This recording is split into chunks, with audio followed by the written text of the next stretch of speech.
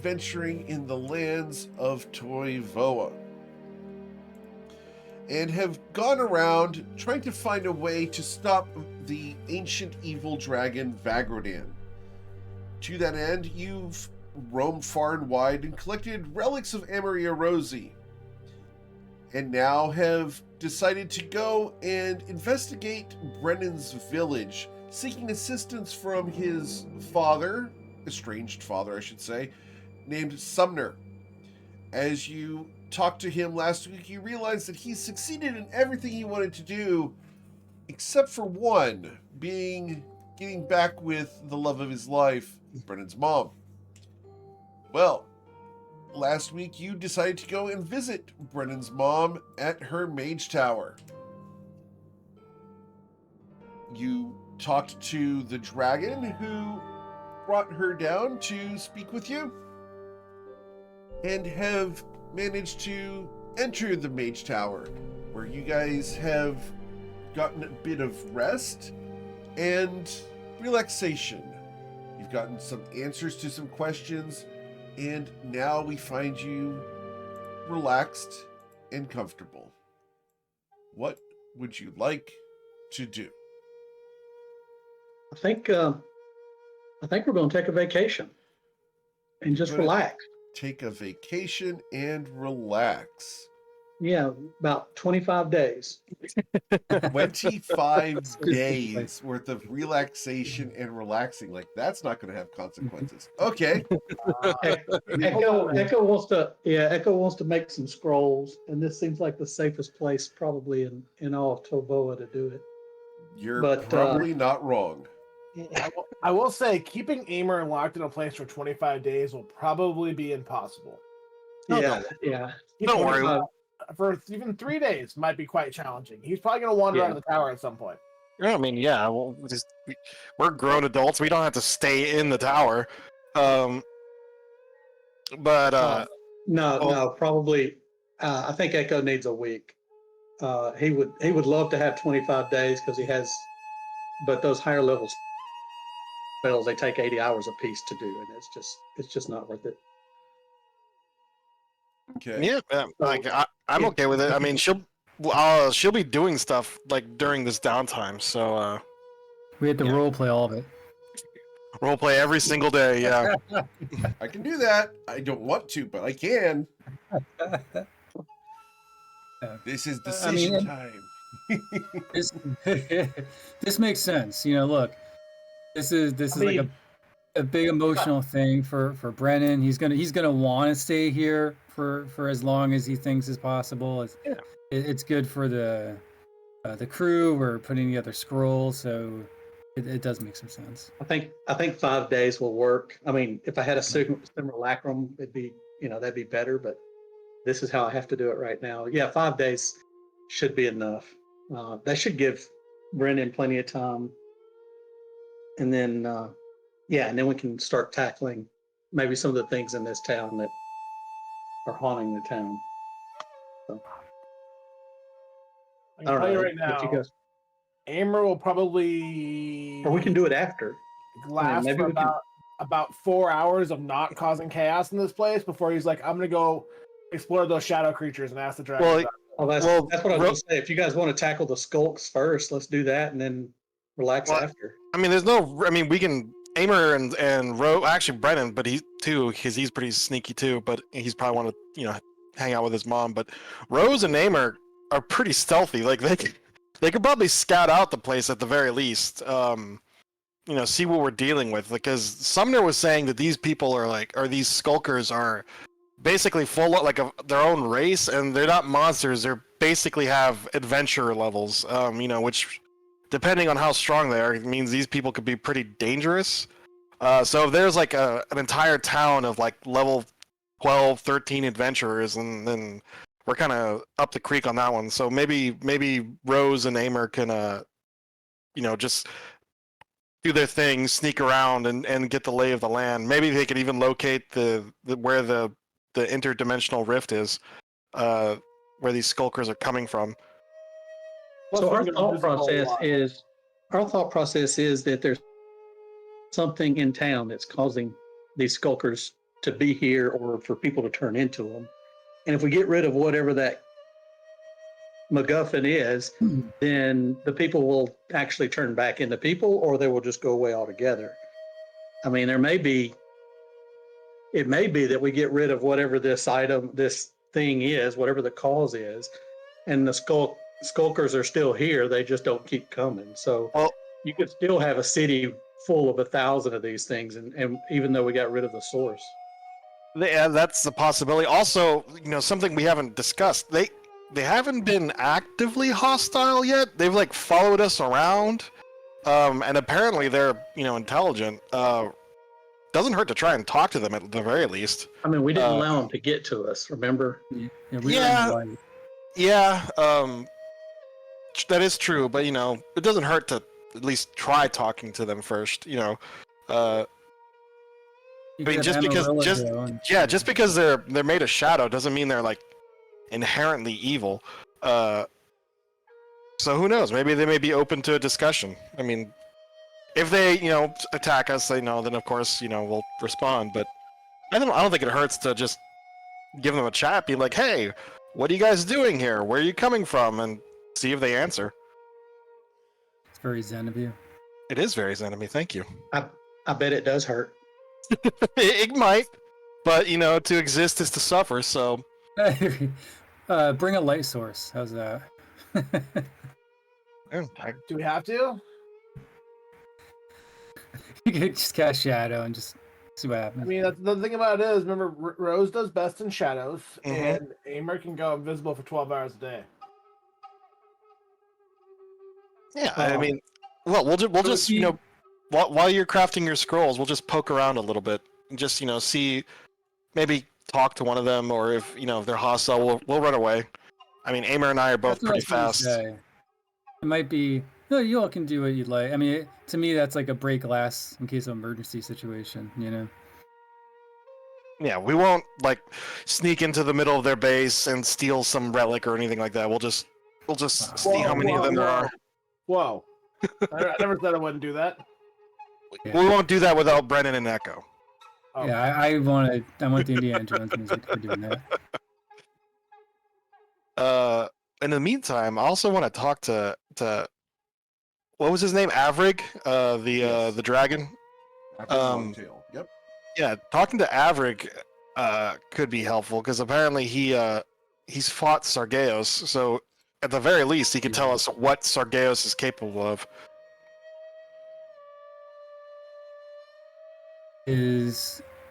Does Aimer know that there's a connection to with the group with this dragon with Rosie? Oh yeah, Aimer does. He was sitting invisible in the chair. Remember? Is he gonna be able to keep his mouth quiet about that? He's hinted at it a couple times already, but apparently no one else is in there. The NPC's insight hasn't been very good. Yeah, we're all snickering. Yeah.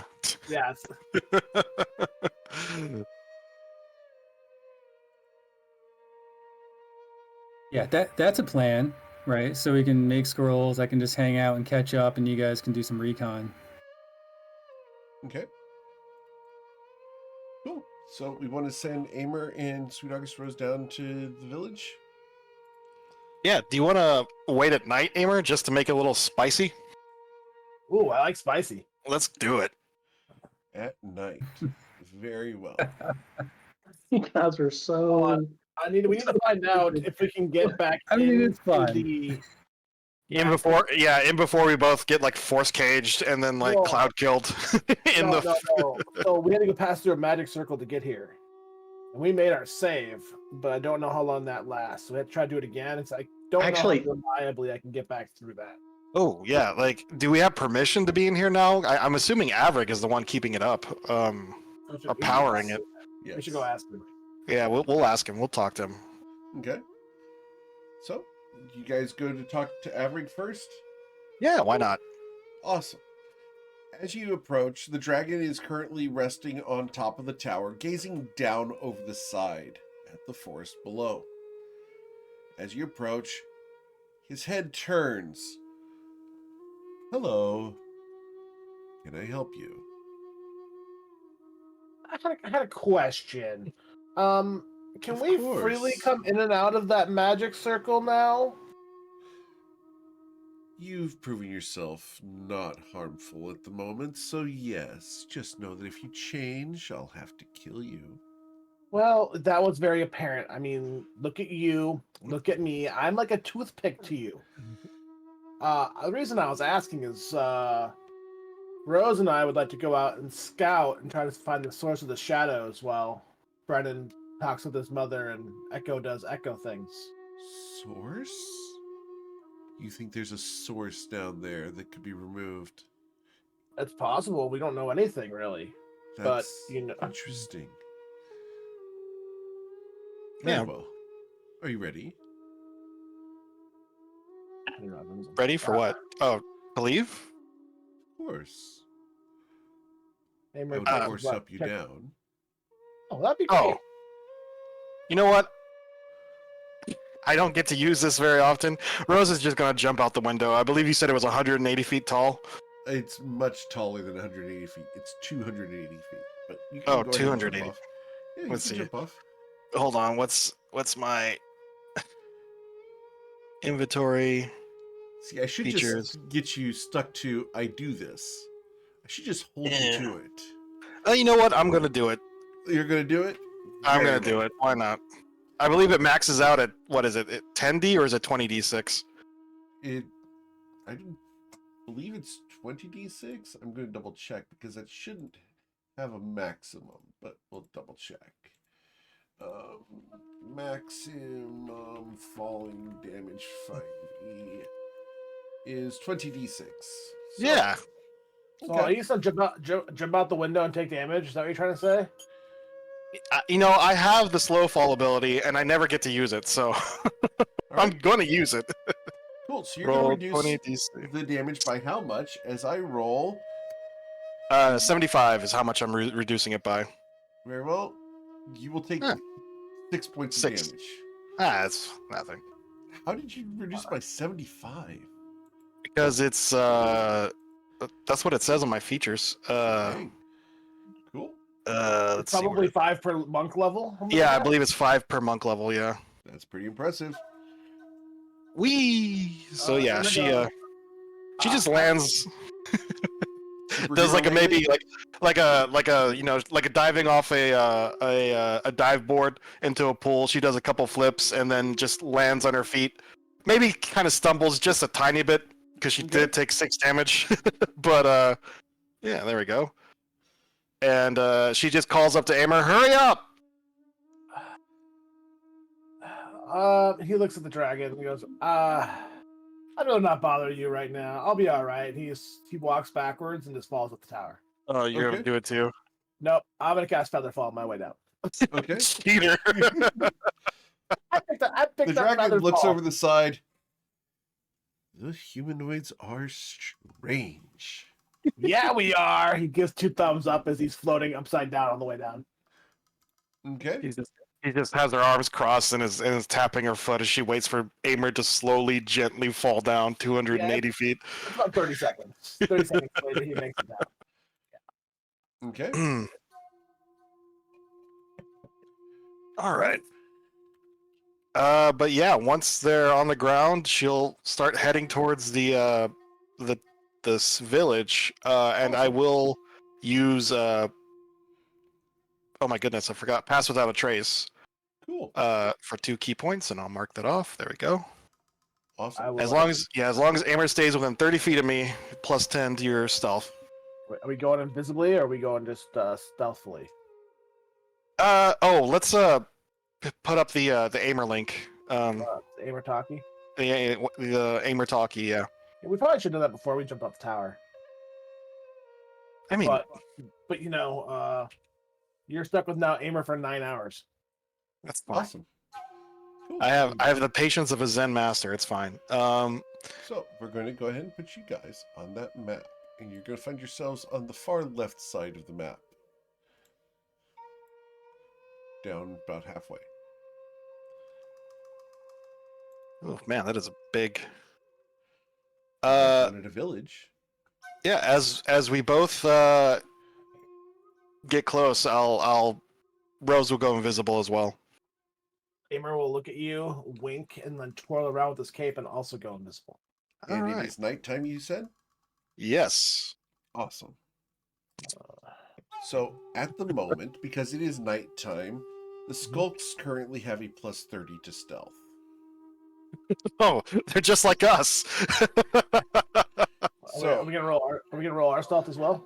You may roll your stealth checks as I roll theirs. 1d20 plus 30. It's just a bunch of dumbasses running around not being able to see each other. I rolled a 2 and a 4.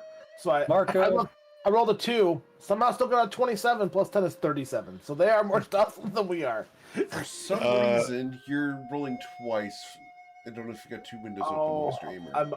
I have like 18 different Beyond 20 windows open. Or Okay. hold on, let me find. Sure. No.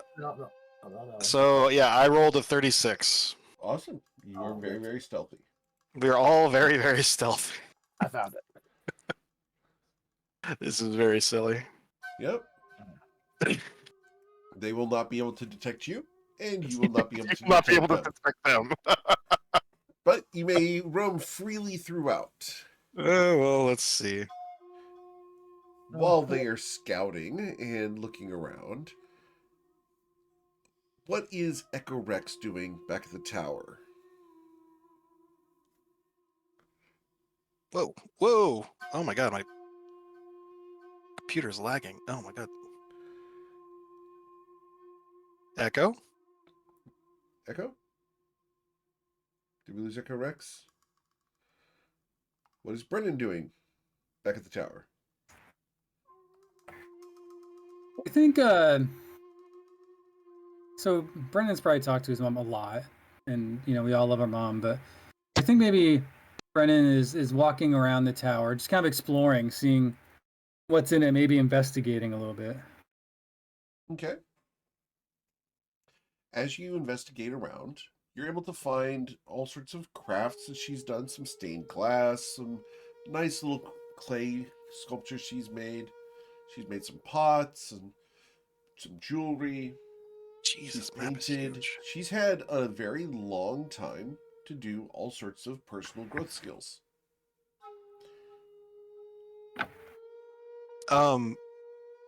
Eric, Yes, sir. do I see? Is this house lit up? Is there a fire in that house? There is a fire in that house. Oh, interesting. I'll nudge Invisible's Aimer's shoulders and point towards the house, and then realize we can't see each other, and then she'll just say over the the walkie-talkie, "Look, some of these houses have torches in them. Like, you think shadow people would want to live in light?" I don't know. It's the blacksmith's house, I'm gonna guess. It looks like it's lit up. I'm gonna investigate this house. Okay. Go ahead and roll your investigation check. Do I need higher than a 34 to find whatever's in there? You do not. As you look around, there is a dagger that is halfway crafted, resting on the anvil. It's still red hot. Someone just put it down.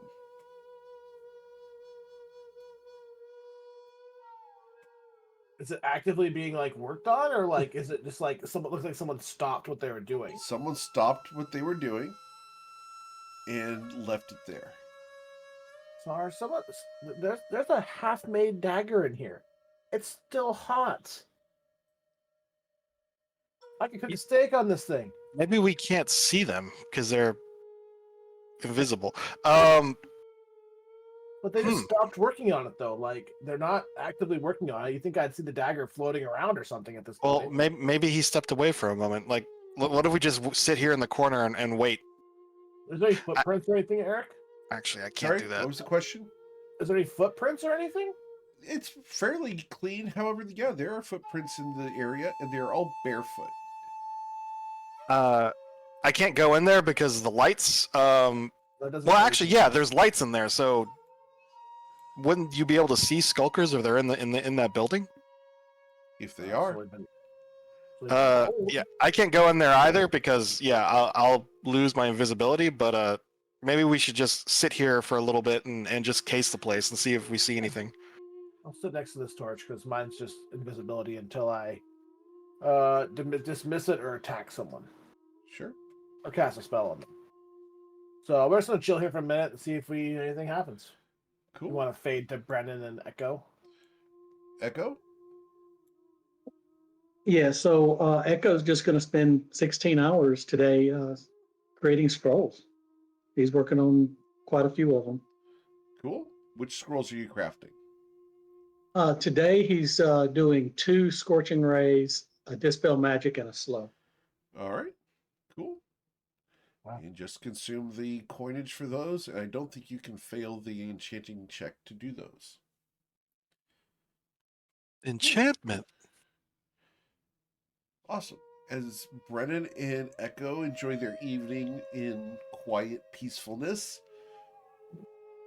Amer and Sweet August Rose, after a couple moments, a guy walks out of the shadows to pick up his dagger and hammer. He looks around cautiously and begins hammering on it. However, there is no sound as he does so. What does he look like? He is approximately 6'3", ash gray skin, deep sunken eyes that are black voids. His hands are long, his fingers are even longer. The hand span is easily 14 inches. His hands reach around the hammer and the fingers go back around as he grasps it. Yeah. As he hammers, where you would expect there to be a tink, tink, tink sound, there is none. He places the dagger back in the forge and looks out the windows. As he patiently waits, he wipes his hands on his apron, which is black. Is it like to tell what this is, or like whether it's undead, like a fiend or whatever? What kind of role am I looking at here? You can roll a religion check. Okay. Religion. Got one of those. Sure. With a 20. Hold on. I have to roll my die 10. I rolled a 1 and got a 26. Okay. So, with a 26, he is not undead. He is not a fiend. This is a natural creature, a natural race, called a skulk. Oh, so they're a real... So they're a... Interesting. So they're... Yeah, they're just people, man. They really are just people. Yeah, we thought they were shadow people, but they're just people. Sometimes they're just people, like... There's a picture of a skulk. Ew. So just to be clear, those are fingers and not claws. Correct. Okay. You should go talk to him. Well, I'm kind of. What's that movie where it's like an alien invasion movie? I think it's Body Snatchers, where they all like start pointing and going "Ree!" like that. Yeah. Invasion of I'm kind of worried. Snatchers. I'm kind of worried if we if we make contact with him, we'll start screaming for help, and then we'll have an entire village on our ass, and we have to run away. All the windows are open, so we could make a pretty easy escape if we need to.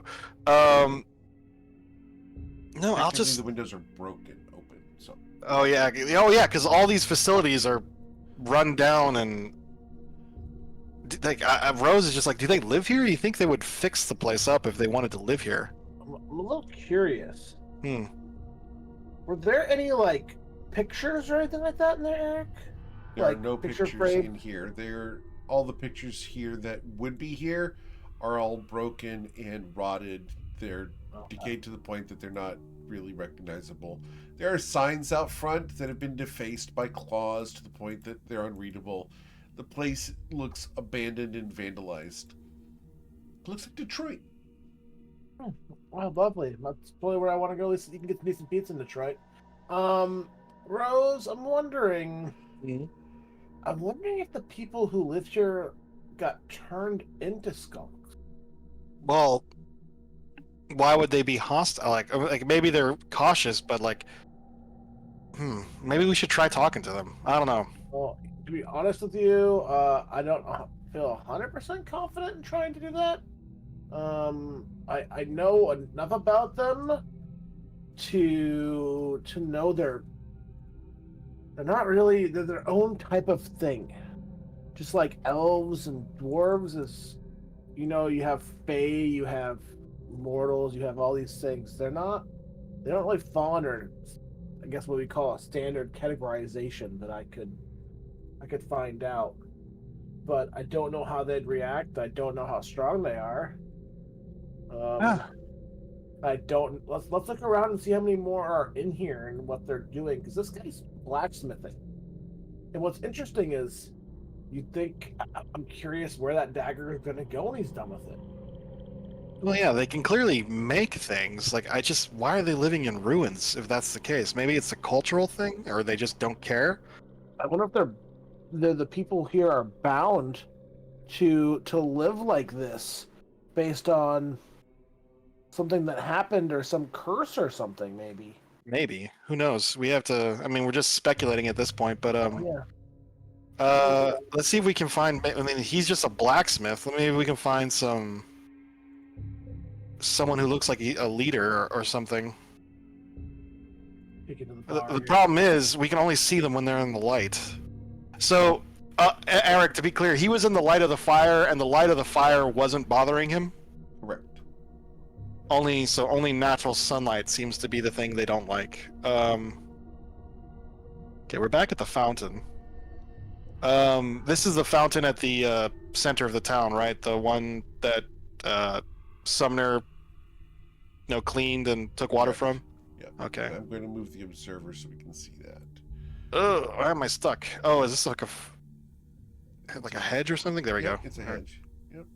And I found out the entire history and therefore when it was made and everything else here. So there's not a whole lot to be learned from that. But let's take a look at these graves. All right, let's see. See if any of them have any interesting information on them.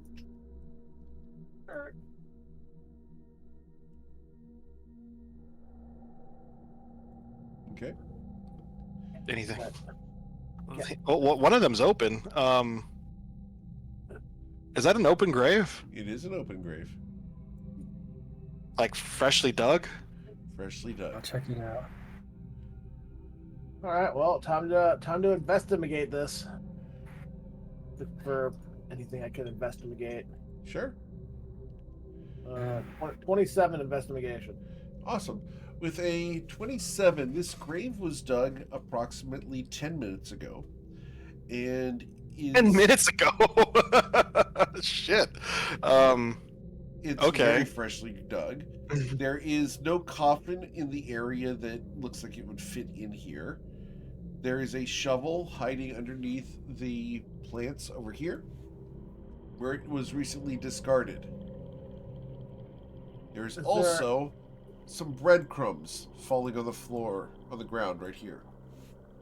Why would there be breadcrumbs? Do you think maybe the guy who dug it is sitting right there and he's taking a break and eating a piece of bread? Do these things need to eat? I mean, you said they're people, so I'm assuming they eat. Yeah. They're like in shadow people. I don't know where does the food go? Is it like shadow breadcrumbs? I mean, no, it goes inside them. I mean, that's what happens when you eat, Hamer. Yeah, but did you see that thing? Like how? I guess it can hold things, but I don't know. I think I'd almost see the bread inside of it. Oh, so like, Eric, is this like is that because like to represent them being hard to see in the dark, or are they like literally translucent? They are not translucent, they're not transparent. It's more of a chameleon-like effect where they get to show the area behind them through themselves. Okay. Yeah, if I had to guess, there's probably the guy who just finished digging this grave and he's sitting right there eating, if I had to guess. which raises the question: if they're digging graves, I mean that points towards a civilization. They care about their dead. I mean, I wonder if they're if this place is in some sort of cycle, maybe.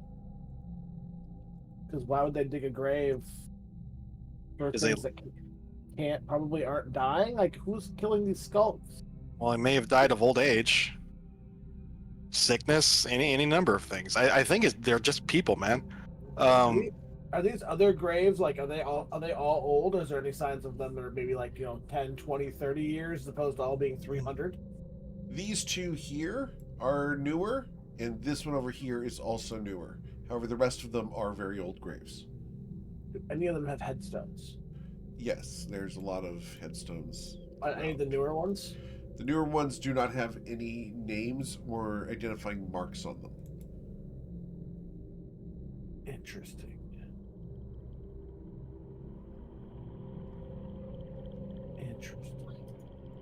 Well, I think we should continue seeing if we can find anything. Maybe there's like a mayor's office or something, or something like. I still think we should see if we can find a leader. We can go look. Well, let's just go to the east side of the village and see if we can find anything. We can go do a little grave robbing later and see what's in those newer caskets.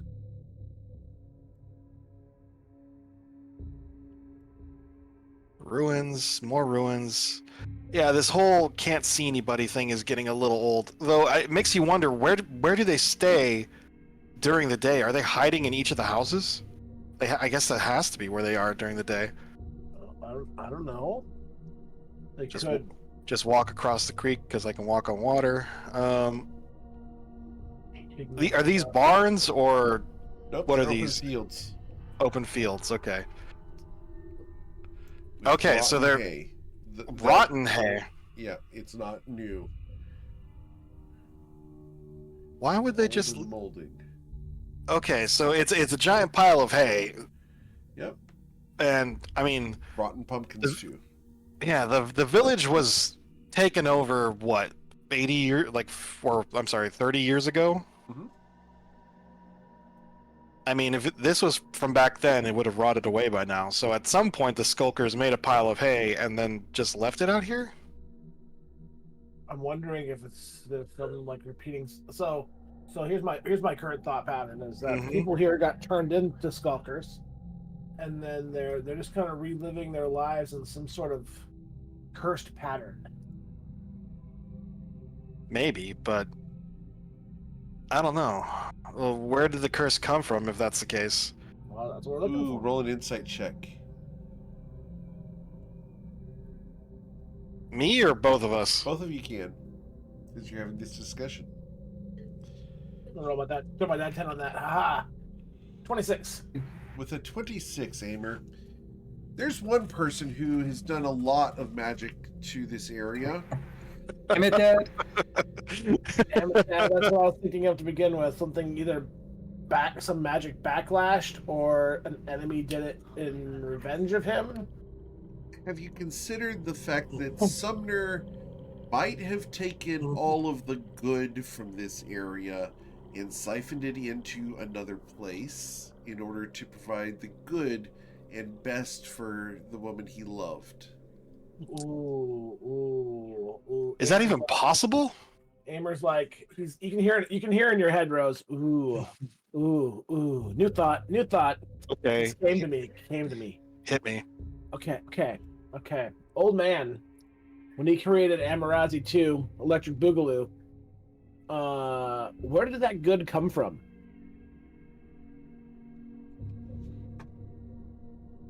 I mean, I don't believe in good or evil, so I don't think it's really a. Well, okay. Wait, the light. Say light and dark. That exists. Where do you think all the light came from? She looks around at the village. What, you think he siphoned it from the village? Yeah, I do. As a matter of fact. So he goes on his little power quest to get powerful to impress his baby mama. He attracts the attention of some bad people, including Sergeos. Sergeos attacks, in a desperate attempt to protect Brendan's mother, as well as maybe kind of the village, though he made it pretty clear he didn't really care about the village that much, just her. He siphons all the good in the village to create Avrig. Yeah. I mean, Avrig is pretty nice. If you think about it, I mean, this is me we're talking about. We all know that I mostly care about me, you know. If I had something I really wanted to protect or want that bad, I'd probably do the same thing. I mean, I don't doubt that, you know, he would do it. It's just that I didn't know such a thing was possible. Magic's weird, man.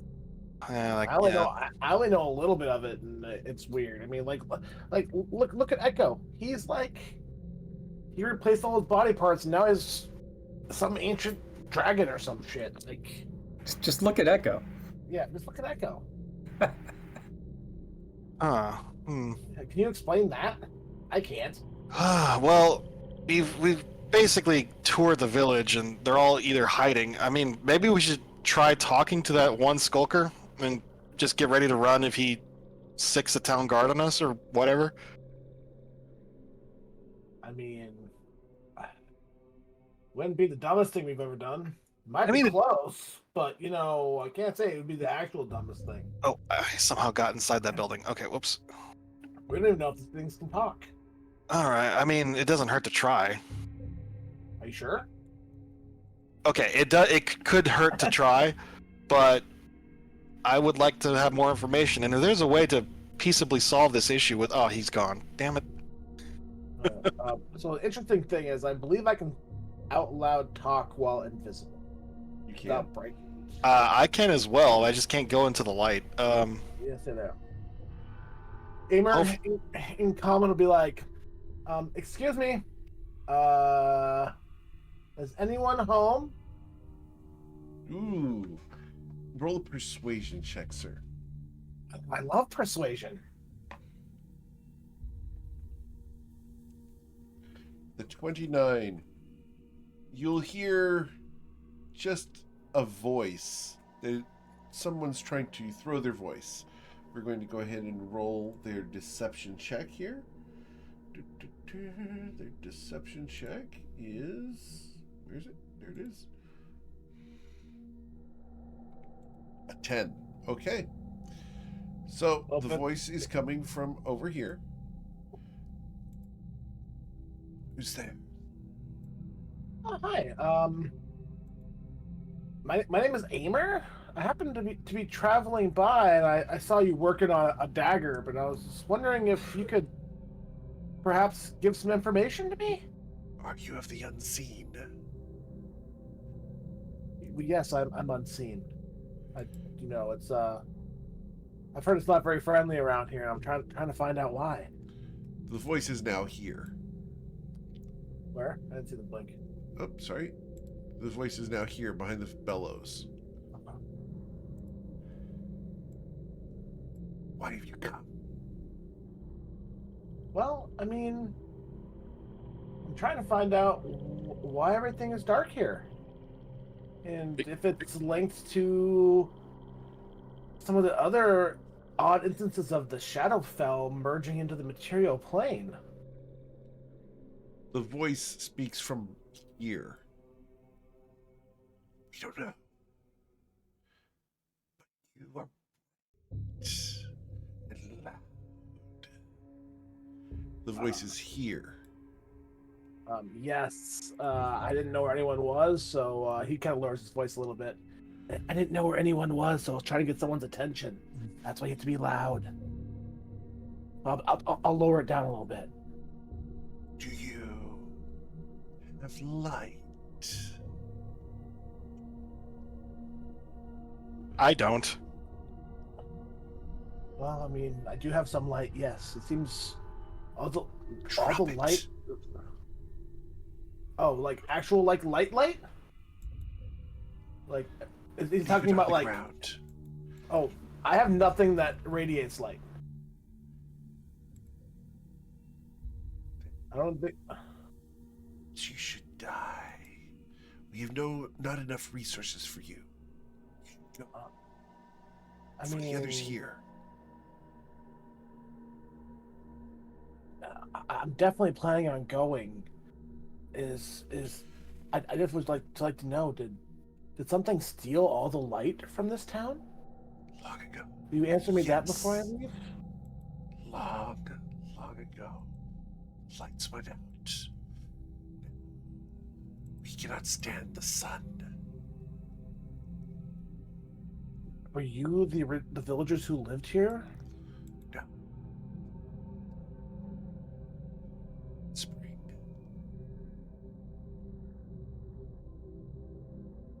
He took his eye So back. they were elves. Okay. You But I feel like- hands in your space, Aimer. They're reaching out to touch you.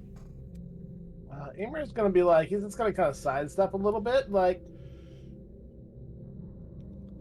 I'm not looking to get touchy feely here. I was hoping that possibly restoring the light would help you, but it seems like you would not want that. No.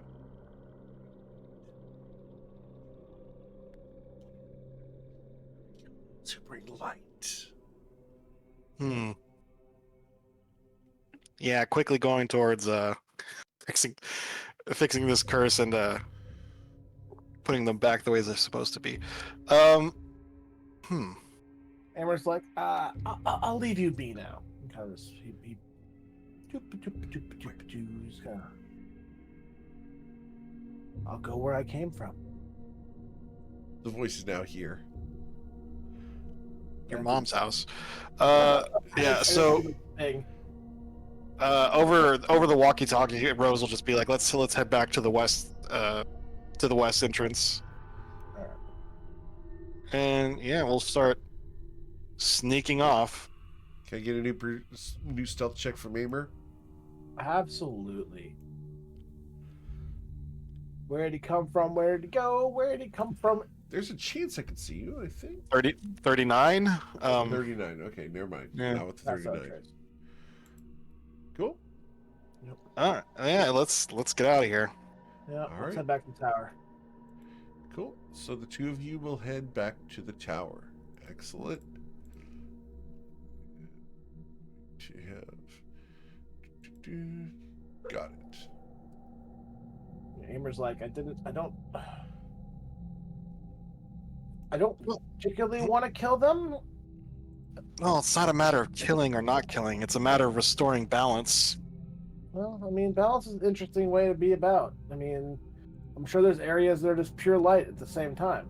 You know, I don't know how you want to look at balance as a whole, but it's more of a matter of, I don't think getting in a fight with one of them would have solved anything for us. No, I don't think punching one to death would accomplish much. Until they punch us to death. Like, look at those like weird little spindly claws. Yeah. Like, reach into my chest and pull my still beating heart out, like Mostaba, like incorporated or something. I don't know. It was not my idea of a good time. We should definitely tell Aimer and Brennan about this curse. I mean, that actually explains why Sumner covered the town with an illusion. So, I'm sorry, what was Brennan's mother's name? Let me grab that because I have it. Brennan's mother's name is Phelan Thamior. I will put that in chat for you guys. Yeah, I was wondering why Phelan couldn't see the village from her tower. And it's because Sumner put an illusion to keep the status of the village away from her. She just thinks it was abandoned and it's been grown over by trees now. It's the wild. My thought is, well, first off, all the light is in the being that sits on top of the tower, and that is a very strong dragon. I guess. Well, if he's a good person, I think Avrig would want to help the people of the village, even if it means his own dissolution, or maybe even just him losing strength. But the thing is, I think, well, first let's tell Brennan and Echo and see what they think. I mean, maybe we can convince Phelan to speak to Sumner and get him to end this and restore the village to the way it was. I don't think you can. You can't. I don't think you can just magically be like, I'm going to unsummon this dragon. Like, take everything back. I mean, isn't that what summoners do? They bring them in and then send them away. Like that's kind of. He created this though. He didn't so much summon it. He tried to Oh. summon Echo, and well, he couldn't. So he created it. Well, we'll see. I don't know. I feel like so if we bring the light back, it'll probably kill all the skulks, and it'll just be a dead village again. Well, I mean, let's. Maybe. Well, Echo knows about all this magic stuff. Maybe he can tell us what's going on. But yeah, we'll see what the other two say. Ardvig could probably tell us about it, and you probably understand that too. But he also has a quest to protect Phelan. So. Yeah, his entire existence is about protecting Phelan. I don't think he knows much outside the 1 mile perimeter of this circle. No, he was out. Remember, he was outside Sumner's home, clawing at the trees. Mm. So, as much as that, I don't think killing Sumner will do any good. I don't think. Well, maybe at the very least we can talk to him and see if it's possible to end this curse. I mean, he'll say no, but if Phelan asks him to do it, he might say yes. But I mean, he could cast magic and probably suck all the light out of the dragon. Yeah, I'm sure Ardvig would love that. No, putting it back to where it was. Well, who knows? Yeah, Rose will grab another apple from that nice orchard around the land as she approaches the tower. You said it was 280 feet up? Yes. 60, 121. I can't reach it. Okay. Is there not a door like on the bottom level? No, we have to that's that one window. Oh well. Is there a gong? There's not. We'll However, the dragon has seen you come into the clearing. Yeah, we're not hiding ourselves anymore. Ardvig, hello. The dragon falls off the tower backwards, trying to imitate Aimer. I like your style. As he falls with his wings flapping in the air just before the end, he rotates and his wings billow outwards and he glides to the ground. Aimer claps. He says he gives a standing ovation. Yeah, that was very good for a person your size. Thank you. I like tried that. something new. You did it much more gracefully than I did. That's Thank not saying much. I'm not always the bastion of grace. You shouldn't demean yourself. That's how I keep my ego in check. It's the balance of it, as Rose would say. Mm-hmm. Strange. Arvig, would you mind carrying us back up to the window? He looks up, thinks about it for a moment, and then looks at you, his eyes piercing into yours. Very well. And he bends down to allow you guys to ride up. His saddle is not on, so you guys are going to have to hold on tight. Does he have any like spines or anything to hold on to? He does not. He has some scales that are thick, but other than that, he has his very wide horns. I actually have a sketch that I can share that I shared with the Patreon people. I will share that only in the Spirits End Fellowship. Yeah, we're special. Because pretty good sketch. the art is coming later this week. It is currently in process.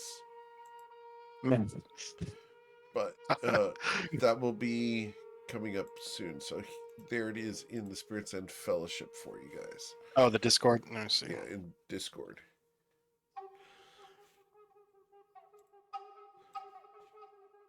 So. Oh, wow. Those are big horns. So, yeah, Rose will just, try to hold on to one of those as we fly up. Okay. You're able to fly all the way up with just a leap and 2 beats of his wings. He gets up to the top where he settles his wings and slowly descends onto the top of the tower. Ah, thank you, Arvig. Of course. What did you find in the village? Not much. It turns out that they're really hard to see at night. They are. It's very interesting that they try. Try what? To hide from each other. Don't you find it odd? It is a little odd.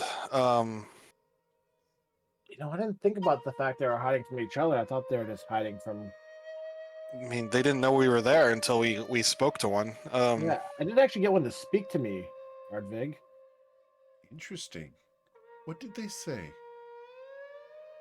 They were curious if I had light, and they wanted to kill people who brought in light, and they can't really stand light.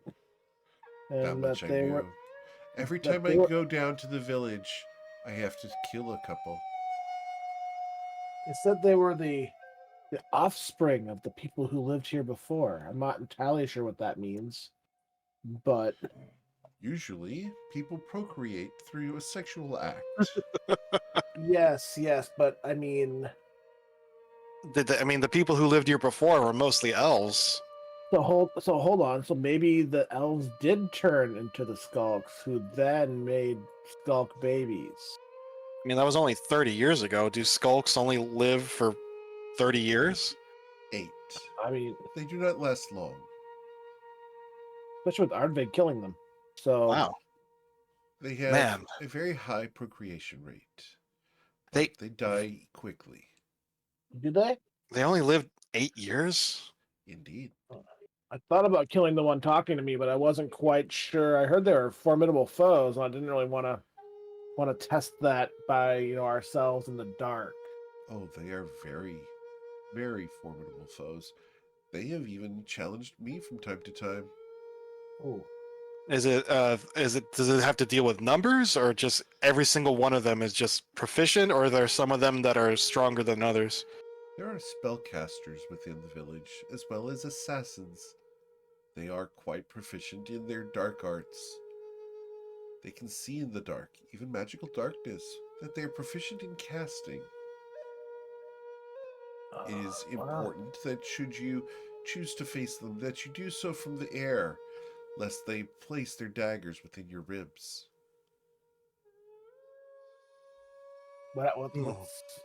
Speaking of that, I saw one of them making a dagger. Was there something special about those daggers? Of course. Once someone has been touched by that, they cannot receive any healing until they achieve a long rest. Oh, that is rough. Huh. Indeed. The last time I was struck with one, it took me 3 days. Well, it seems like Rose, we would. I wouldn't mind one of those daggers, to be honest, but You can see through magical darkness, and we're both adept in fighting through that, and I can deal with spellcasters, but Echo can see through the darkness too. Brennan Yeah. would be kind of out of luck, yeah. but I think he has those fire arrows, so maybe he can see. I don't know. But yeah, let's go talk to Brennan and Echo about this. Let them know what we found out. Very well. Thank you for your time, Ardvig. Yeah, thank you, Arvik. It Oh, appears by that someone is trying to enter the circle. You've gotten attention from someone. He's been turned away. Was it a skulk? Yeah, it's probably following us. Was. Yeah. I'm not certain if they were following you or simply deducing the fact that you must have come from the tower. He did ask where I came from. I told him, or asked where I was going, and I just said where I came from. I didn't really give him an answer, but they seemed quite intelligent, so he might have deduced it. Oh, they are highly intelligent, both in the ways of magic and of crafting. However, I do not believe that the daggers themselves are magical. I believe it is the trait of the skulks. But Rose looks at Arvik and by the way, Arvik, you Yes? fought Sargeos, several decades ago. Indeed, quite a terrible foe. He escaped. What was he like? What could he do? Sargeos, the deceiver. As the skulks are stealthy in shadows, Sargeos is capable of stealth in light. As a great chameleon, he is able to translucify himself in any environment. It is nearly impossible to see him. I fought him blindly. I relied on sounds. Even then, he has the ability to create figments of sounds around him. It is difficult to find, and difficult even harder to strike him. It appears he is displaceable. Only through my dragon's breath was I able to strike him reliably.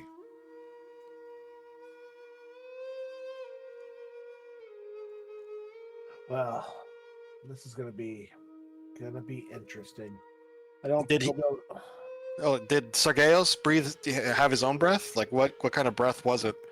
He did. He blinded me multiple times. It also sapped my strength and siphoned it towards him. For a time, I was as dumb as a beast.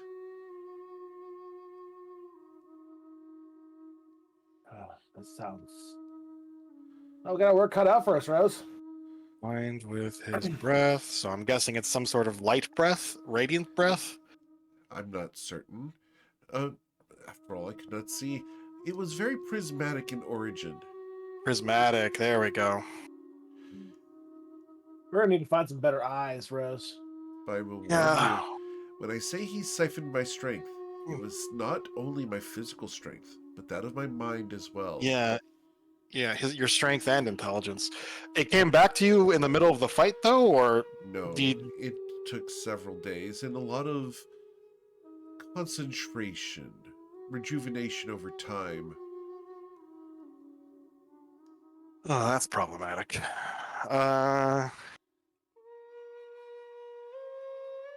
Averick, I know your existence is a bit of a unique one, but if you had to, well, I guess it doesn't matter. I guess he's ancient. That's the only we need to know.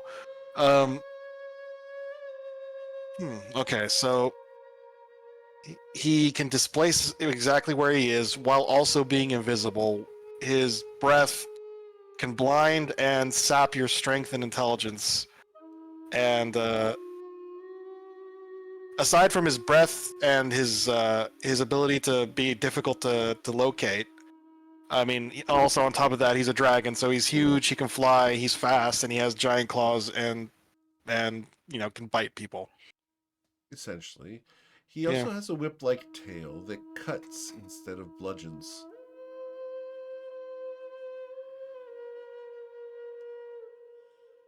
Okay. Yeah. No, it's just Brennan wishes to avenge the village since Sageos Why? attacked it. Because Sageos attacked the village. And what would killing Sageos achieve? That's a good question, but that's up to Brennan to decide whether he wants to do or not. I We find need to achieve a revenge lot to of be things. find revenge to be confusing. You're not wrong about that. Aaron kind of says with a self-depreciating smile. Yeah. You're not wrong about that. But I mean, one thing it would solve is Sageos is doing a lot of bad things to the rest of the world as well, like peddling drugs, killing people. It would bring a lot of relief to the rest of the realm to kill him. Interesting. I mean, unless we can convince him to stop, but I don't think he'd listen to us.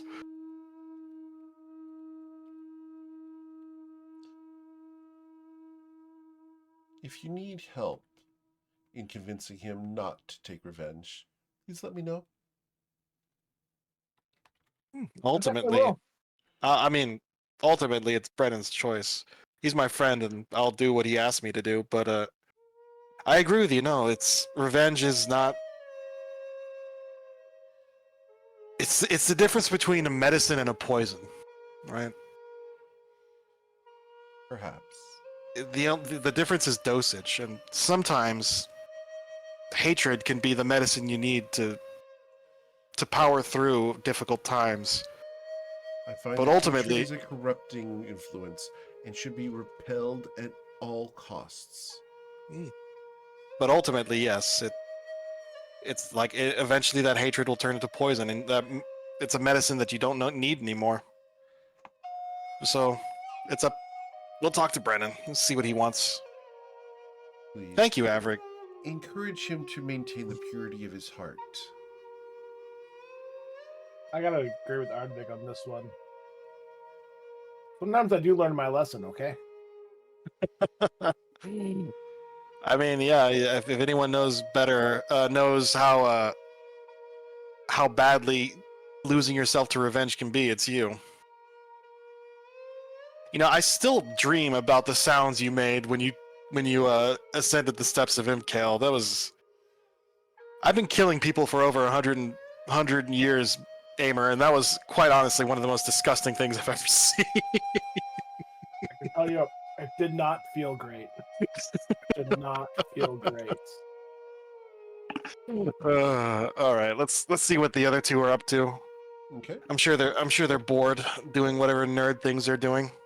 As you descend into the tower to seek out Echo Rex and Brennan, it is approximately 4 o'clock in the morning.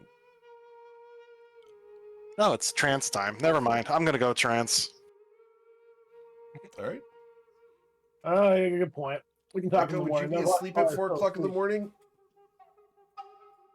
I think he's doing his scroll writing during the day, so yeah, he'd be asleep at night. Okay, cool. So you guys can gain the benefit of a long rest.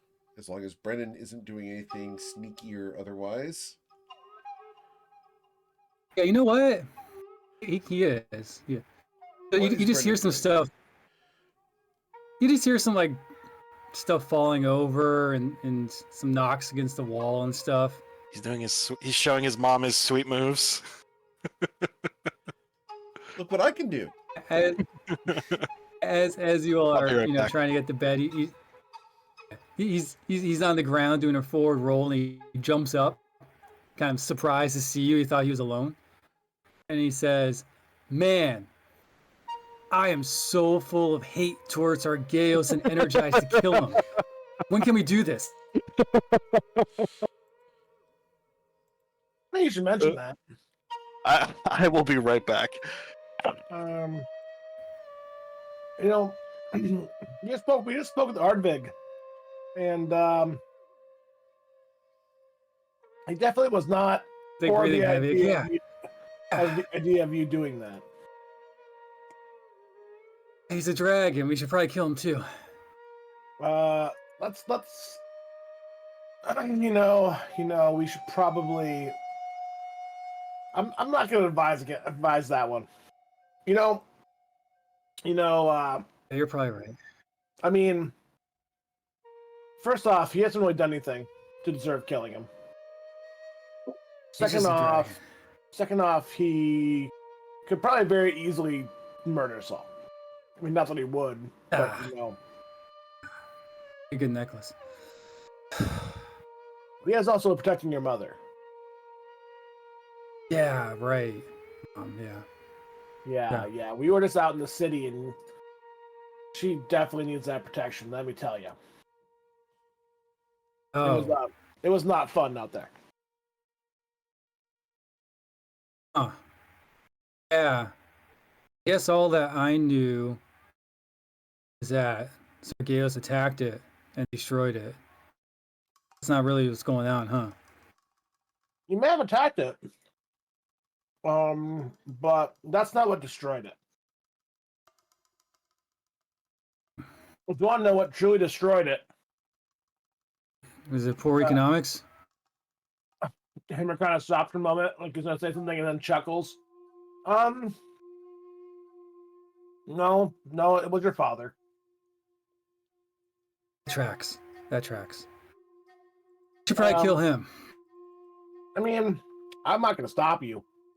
I don't think it's gonna help anything. He might actually know the magic to be able to possibly fix it, but at the same time, what we discovered. Magic. Yeah, no, it's all about that magic. I know it's everyone's favorite topic. But we think he did was he took all of the good out of everyone living here except your mother to create Ardvig. and that turned everyone who originally was living here into skulks. Who, by the way, look man. really disgusting. And are seemingly like if you took me, Rose, and Echo and turned it into a killing machine. And they even gave Ardvig a run for his money sometimes. Oh But- no, I had this cool spell I've never used where like a bunch of arrows go everywhere. Probably take out a bunch of them at once. I mean, it's possible. But Oh, I think our only options, I don't even know if murdering all the skulks will actually do a whole lot, to be honest with you. Like, it might, but it's still going to be shrouded in shadow. I don't... It's a fine line of all the light of the village was pulled to give birth to Ardvig. So killing him isn't going to help because that's just going to make the light vanish. It's not like it's going to go back to where it belongs. I don't think anyway. Echo might understand that a little more. But then we're just going to lose your mom's protector and she'll die to skulks. But if there's a magic to turn Ardvig back into his origin pieces, I guess, his main elements, that might restore the village, but then Ardvig is dead, and I mean the village is already gone. Everyone's already dead, so I'm not sure that's a very winning solution either. But I don't know if we have a happy ending here, as they say. Well, this is if all we kill- very depressing. yeah, if we kill all the skulks, maybe the darkness will be gone, and the elves can recolonize this place. I mean, during the day it seems fine. It's quite hard to say. Yeah. Those I mean- skulks aren't Hmm? like spirits or something. I just assumed they were ghosts. No, they're like they're people. They're flesh and blood. I mean, they can do this weird thing where they're chameleons, but no, they're flesh and blood people. Yeah, they're not. Yeah, they're some sort of mortal race that only live for about 7 years. Where the hell did they come from? Like, you think there'd be skulks somewhere else in this world? They probably are. I don't know enough to figure out where they're from. They're the descendants of the people who lived here. So they're like mutants? Maybe that's what happens if you have all the light ripped out of your body. You just become them. They're like, if an elf was the equivalent of balance, a combination of light and dark, all of the darkness turns you into a skulk, which would also make me think that then all of the light would have its own kind of race as well in some cases, where if someone stole all the shadow out of someone. It's like staring at Rose. Are elves composed of a balance of light and dark? I don't know. This is all hypothetical, Brandon. I don't know. I don't know. To me, it sounds complicated. When it's complicated, it's usually because there's magic. Yeah. Yeah, that's exactly right. Yeah. I think our best bet is to talk to your dad again and have him explain exactly what happened. I mean, who knows? Maybe he could end all of this on his own and all we have to do is get your mom to ask him to do it. He'll listen to her. But we still have the problem, though, if we go that route. Protecting Brennan's mother. She's living a very good life here, and I don't know if we can provide her the safety and everything else that she has here anywhere else. I don't know. Sounds like we need to talk to him. Sounds like all the issues are... Seems like he is the issue. That none of these things existed before him, and then he kept trying to fix it and made things worse. Well, I think that is a fair call, yeah. Human simps, man. You don't really understand humans. How about Didn't realize what time it was. But we get some rest while we can. This morning's gonna come quickly. We talked to Echo about this magic stuff. See if he wants to go talk to Dad about it. Yeah, sounds like a plan. Probably a good idea. I'm a little tired. Here's a nap. All right. Now Does he it is to bed? trance time. All right. Cool. And does everyone go to bed? I'm prancing, but yeah, cool Okay. stuff. Resting. Got it. Mhm. All right. So you guys will wake up refreshed the next morning. Well, let's go talk to Echo. Let him know everything we found out. Okay. Here goes to the door. He starts obnoxiously knocking. Echo! Echo! Yeah, what's going on? We learned things. We need your magic-y wisdom. In the hallway, he's like, "Here, Brendan, magic sucks." They come in. And Amber explains that Yeah, I think if you guys explain to me the situation and all that you've encountered and kind of what your hypothesis is, Echo's going to agree. The only person that has an idea how to fix this is going to be Brendan's dad. And he may not even know how to fix it, but maybe if we understand what he did to screw it up, maybe that'll help us understand how to fix it. but the thing about it is, I'm afraid fixing it is how we're going to lose Ardbeg. And maybe not. I mean, I don't know. Here's the thing. So the reason that Brennan's mom has to be protected is because of Sagaeus. You know, if she was to leave the tower or leave this village, then he would go after her. So even if we fix the village, I mean, she's still going to be trapped in the tower. Yeah, so I don't know. And then Arvig is the only protector she's got. So, I mean, if we got rid of him, you still have the Sagaeus problem. Mm-hmm. Now let's figure out. Let's see if he'll tell us what he did to the village, to these people, so that we can understand how to reverse it. I think that's probably step one. That's probably a good idea. You want to keep writing your scrolls? So, Eric, Yes, sir. what's the cost on the scroll breakdown? Do you take like sayings and divide it by a number? By half. Okay. Yeah. All right. For the material cost. Let's go talk to Brendan's dad. All right. So you guys Going to go see- out to the dragon? Yep. Or did you want to say goodbye to mom, or how do you guys want to handle this? Well, Are we coming back? let's not reveal the truth to Phelan yet. Because I think if we tell her that the city had all its goods sucked out just to protect her, it might make her upset.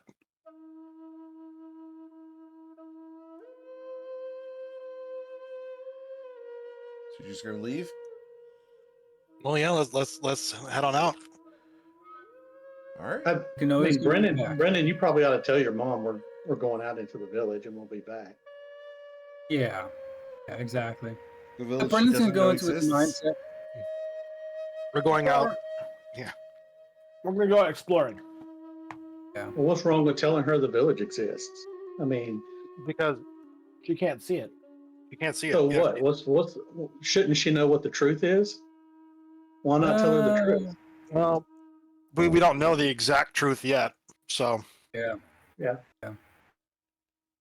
Okay. I'm not saying keep her in the dark forever, just until we figure out exactly what's going on. Keep her in the dark right now. Yes. Okay. Yeah. Yeah, Brendan kind of agrees with that, and he has the mindset that we're gonna be back. So this isn't goodbye forever. This is just goodbye for now. We're gonna go. Yeah, we're just hiking, a couple miles away.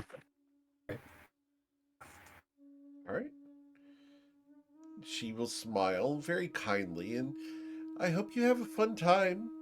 Enjoy the fruits. It's a beautiful day out. Enjoy the nature walk. Storming the castle. Have fun storming the castle. All right. So you guys can go up to the very top of the tower. Well, where Avrig is there, and at the sight of all four of you coming out onto the tower, he looks at you. So, I suppose it's time for a bit of a trip? Just down to the bottom again. Oh, very Yeah, well. Rose just looks at him and smiles and just says, "Well, yeah, see you next fall." And then she's gonna jump off again. Okay, I've always wanted to make that joke. sure. So, as you fall, you're going to suffer a little bit of damage. And the dice are rolling, supposedly. Yeah, that's weird. They didn't pop up. Yeah, it's taking a moment. I will refresh. It appears roll 20 had a interruption, so give me just a moment here. Flash roll 20d6.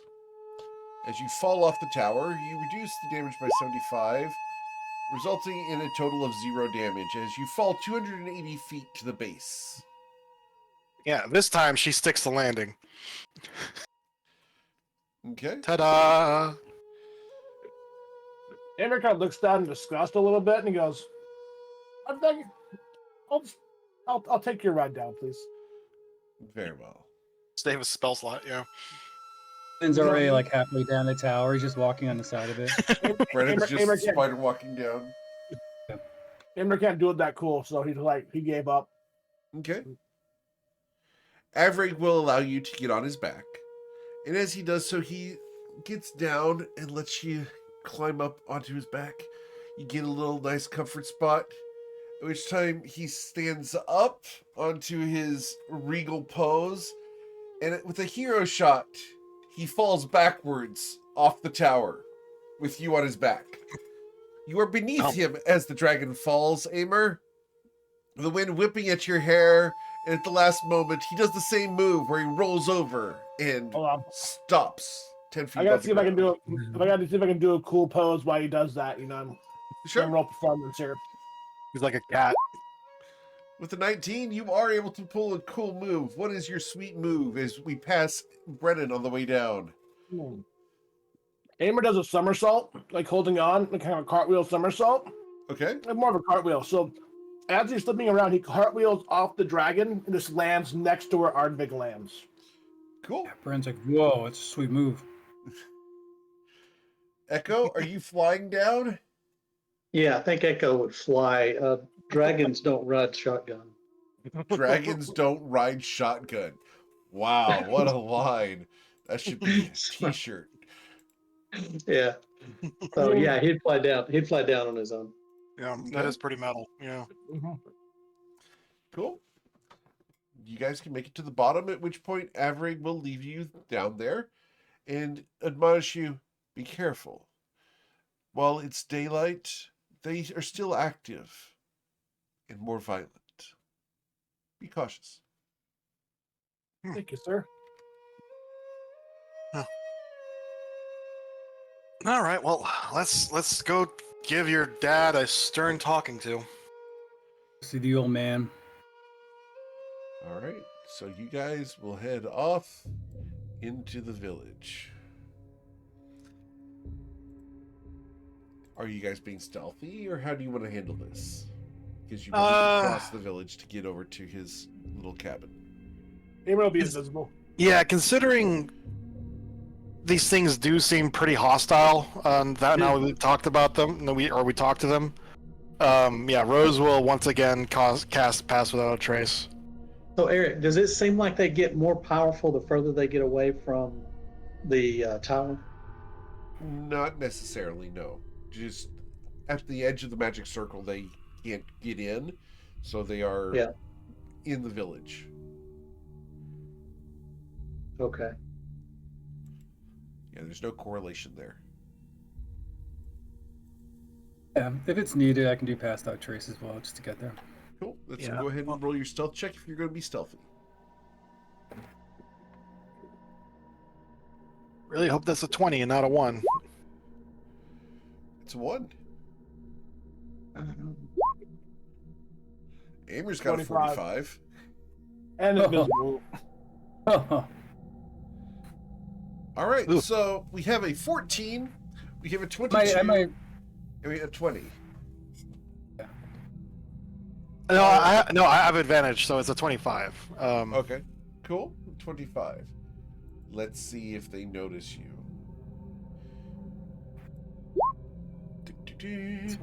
You will pass untracked. nice. All right. You're able to pass through the village unmolested, unbothered. You'll pass the fountain and head off into the tree line. As you do so, you're able to pass those clawed trees and follow the moldy trail up to the cabin of Garland Sumner. As you arrive, he is inside with the door open. You can see him currently working on something at his kitchen table. Brennan just walks in unannounced, like, "Hey, Dad, we got to talk." You startled me. I'm afraid. What exactly do you need, young man? I don't know. It's magic stuff. Amer drops his invisibility and kind of starts walking a little louder. Well, I mean, he can't make footsteps, but he makes himself far more apparent. I was scouting the town and talking to one of the skulks, and I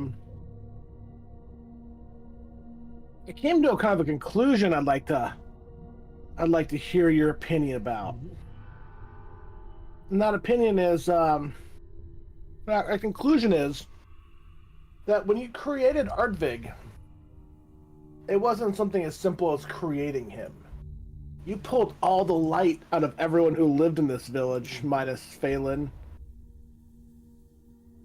to infuse your creation. You fail to understand the depths that I have transgressed. I'm asking for a simple Yeah, I simply think we yes, understand. no here, and this is what created it, and my conclusion's correct. We can go into opinions and why you felt you need to do that. I've made some pretty bad decisions in my life as well, so I'm not looking to judge as much as understand. No, it's a very mature outlook, Amer. What exactly would you like to understand, young man? Well, I'd like to understand if my hypothesis was correct. Not wholly. Well, You fail several points. Enlighten us. If only I could. I do not wish to pass the knowledge of the ritual to others, for I do not wish even this sin to be passed to others that might seek out the power that the ritual offers. The temptation is strong, you understand. well, yes, I'm looking to undo the ritual, Undo Not- it. not do it again. I have enough power. Like, what am I gonna Not do? be- Create a dragon of chaos? This is like my sidekick in this world? No. Were you to I've seen it- undo my creation, that is what would arrive. Is simply undoing your creation would do this? Like, I'm talking like magically undoing it back to its primordial essence, or shoving my sword into its heart and making dragon rib kebabs. You failed to understand. I have not simply siphoned the good out of the area. No. I have siphoned the good, the light, the order. I've pulled it all out of the chaos. No, so it's longer that chaotic. the way that Avrig relies on his goodness and lawfulness and single-mindedness is the fact that he is the counter to all of the chaos that exists. Should you end my spell, chaos would tear across the village and all of Toivoa, unleashing who knows what. How would it infect all of Toivoa, out of curiosity? I siphoned apart a simple claw from the body of Emery Rosie that I found on an island far, far away. It's like, really? I felt that it's the way I could protect the love of my life. And it worked. She is safe. And I would do it again. Oh my god.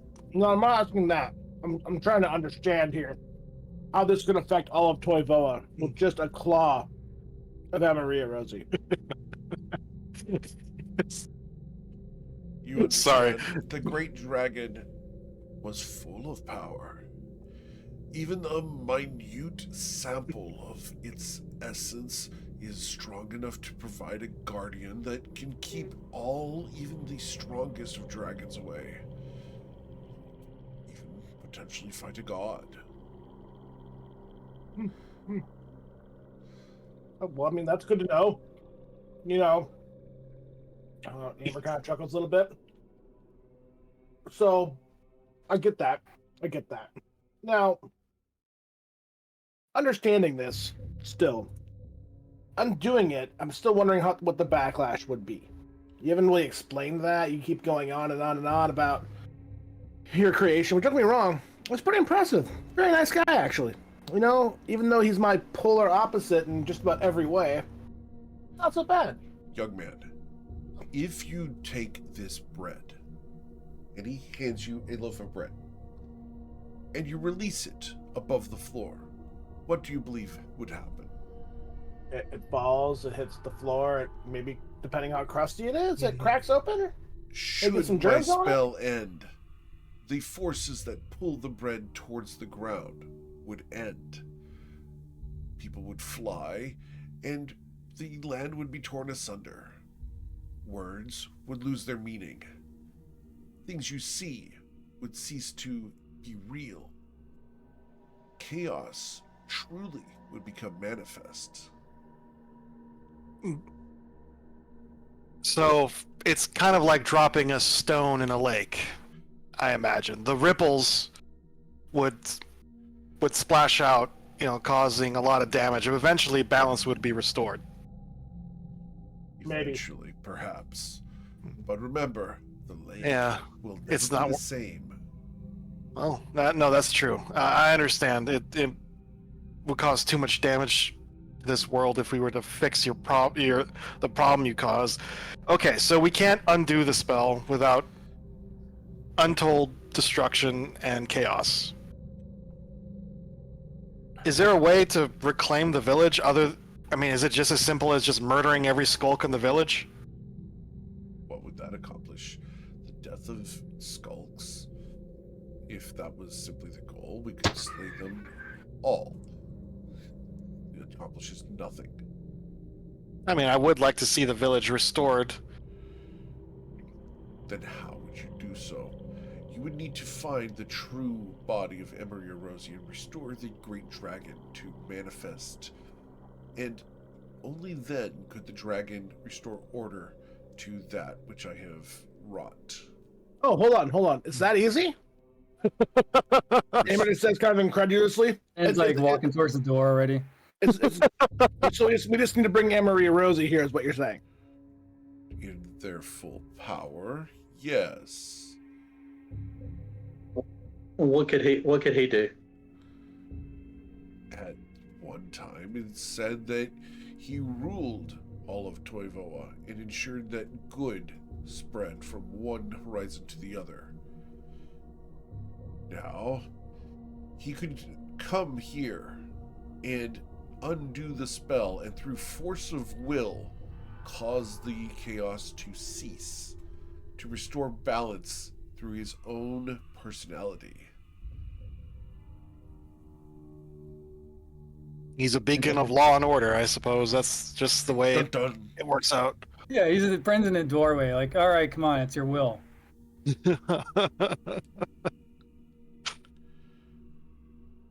Your will.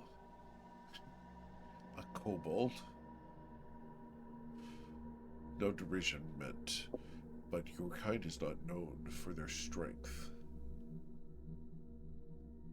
Hey, don't underestimate him. He may only be 2 feet tall, but there's a lot of power packed in that tiny body. Well, Sumner, before we leave to go fix your mistake, quick question. You're called Sumner. You have some education about, beings from, different planes, fiends, and things like that? Indeed. Okay. Have you heard of a guy named Cervantes? I have heard the name of Don Ricardo Cervantes, yes. I've talked to multiple gods, and they both called him an abomination. I've actually seen him in, I think, his true form. It And was kind of like a lived. giant. I was scrying. He's a giant blob monster,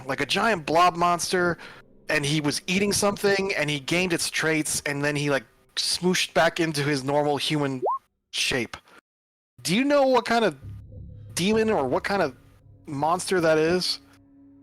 I would assume an abomination of his own creation. At this point, he is no longer human. He has made deals with devils and fiends and forces beyond our dimension. I Okay, assume so that he is associated with an evil god in order to still maintain his form. evil oh boy, god. my favorite evil Not- gods. Okay, not just an evil, like a powerful demon. No, like a full-on evil god. Okay. If he is Well- consuming demons, he would have to have permission from someone. Okay. Well, thank you. That was actually very helpful. Now we just have to find out who Don Ricardo's evil sugar daddy is. You do not seriously think you will face off against such a creature. Oh, it's gonna Alright. happen. Destiny's funny like that. In the grand scheme of things, I have a couple gods mad at me. Everyone else has at least one. Orcus isn't very happy with us. Mosaba wants to probably rip my still beating heart out of my chest and drink my blood. God, Ricardo doesn't seem so bad. No, it's bad. I said it seems so bad. You know what I mean? Like, comparisons. Oh yeah, no.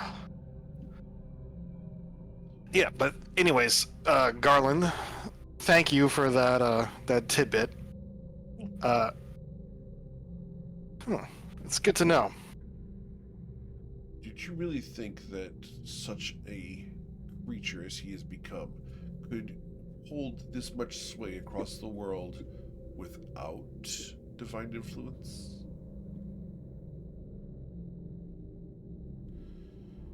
Even the Protectorate worships gods of a type. They call them the Guardians of the Plains. We'll see. I think it's possible to become that powerful without the aid of a god. All it takes is a little discipline and self-mastery. All right, we gotta go. Sorry, your son is getting bored. I have to leave now. Dad, So now let's find out where the claw came from. Oh yeah, where'd you get the toenail clipping? I retrieved it from an island far to the east. The island of Shalosh. Oh, that makes no sense at all. What's left of Amarazi there on the island? Bones, flesh, and skin. Long rotted, decayed after repeated spells have been cast upon it. I, with the aid of certain magical items that I have long since lost, managed to gain entry to the island. It was a long walk from Ivrix. I managed to stride southwards. I didn't trust the boats and the currents. After all, they are known to be torn asunder by the great dragon turtles. By walking across the waves, I avoided such troubles. Camping on an ocean surface is not a pleasant thing. However, after many days, many days, I made my way to Shalosh and breached the beach. I climbed and found the body of Emery Rosie, pierced upon a mountaintop. Spikes holding it down, it lay there, exposed to the sun, dead. That tracks. Despair grasped my heart as I sought to bring it back to life. A creature, approximately 6 feet tall, black scales, green eyes, dressed in green, trimmed in gold, arrived as I was retrieving a part of the body and cursed me. I believe my failure here is as a result of that curse. I made it Pretty away sure you're- with a toenail, and thus Avrig Longtail was the result of my success.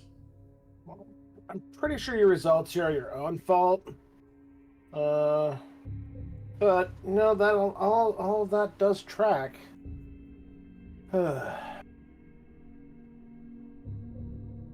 Follows a lot of the same stories we've heard. What did you bring back with you from there? Only the tip of a nail from a dragon. And scars. I do not look this old simply due to my own age. My curse has aged me beyond my years. Yeah, I did think you were a little too old. So, like, what are you, like 50? I have lost track, but I feel like I am in my hundreds.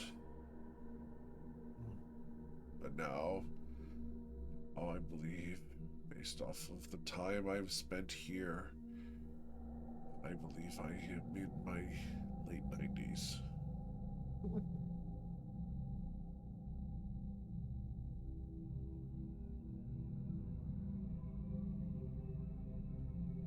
Well, is there anything else any of you guys want to figure out I mean, while we're here? I mean, we did figure one thing out. Hmm. Doldrin can cast curses. Yeah. I mean, his name is Doldrin's Shadow Scar. I mean, what were you expecting? I mean, I don't know. He's black. He casts a shadow. It's rather nice, to be fair. But, you know, expectations nowadays are really, really out there, you know? Did I you wasn't expecting name all this of this. one Doldrin's Shadow Scar? Yeah, that's his name. How would you know that? he told us. I mean, he may have been lying, but, you know, You have spoken with Doldrin's Shadow Scar, child and spawn of Vagradan. writing that down. Yeah, he approached us, tried to offer us everything we ever wanted, twirled his non-existent mustache while he did it. You know, standard evil villain stuff. He was being really cliche. Did you provide him with what he asked? No. Is this like the face of someone that dumb and Aimer actually gives like a flat face? He Don't looks answer at that, you actually. with no expression. I knew he was going to do that.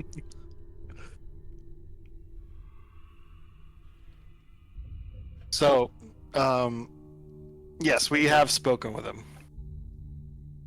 Beware, And for Doldrin's Shadow Scar is as conniving and twisted as Vagradan once was. Should Vagradan ever rise, Doldrin's Shadow Scar will be the one who controls its movements.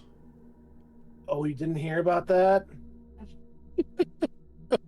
Yeah, you've been here a little what? too long. yeah, Yeah, Vagradan rose quite some time ago. yeah, about a year ago. He looks down at the ground. Then all is lost. I have failed. I And wouldn't. Phelan is doomed. I wouldn't worry that much yet. We killed some Vagradan spawn in Nausea, like a few days ago. In Nausea. So close. He holds his chest and sits down in a chair. It's too soon. Yeah, so hold yourself together. Yeah. Getting anxious won't help anybody. There might be some surprises in your future that you're gonna want to stay alive to see. Just wait. He's crying. I've done so much, and now Vagradan roams the world. He could destroy it all. Well, Everything. perhaps you know, Vagradan is doing. We've been investigating it. He's doing something involving the. Not the Shadowfell. It's the Shannara Grove. Shintara Grove, which is Shintara, yeah. part of the link to the Shadowfell and the Fey Realms. Yeah, he's doing something involving the Shintara Grove. In fact, we thought that it was perhaps related to the skulks here, which is why we were investigating in the first place. It does. And just stomping around in the background like a kid that wants something at a store. Like, oh my god, every word is so annoying. You understand Okay. the excess law and the excess good had to come from somewhere. Did you cause this too? He nods. Well, at least we figured out the source of everything. And I guess we kind of figured out the answer to it all too.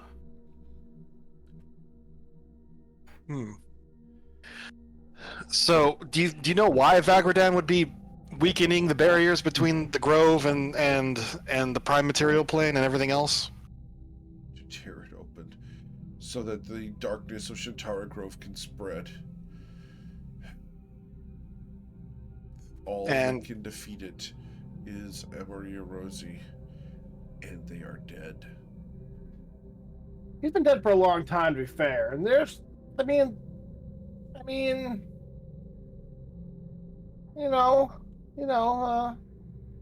there's more things, And it's like, I told you guys, I told you he did it.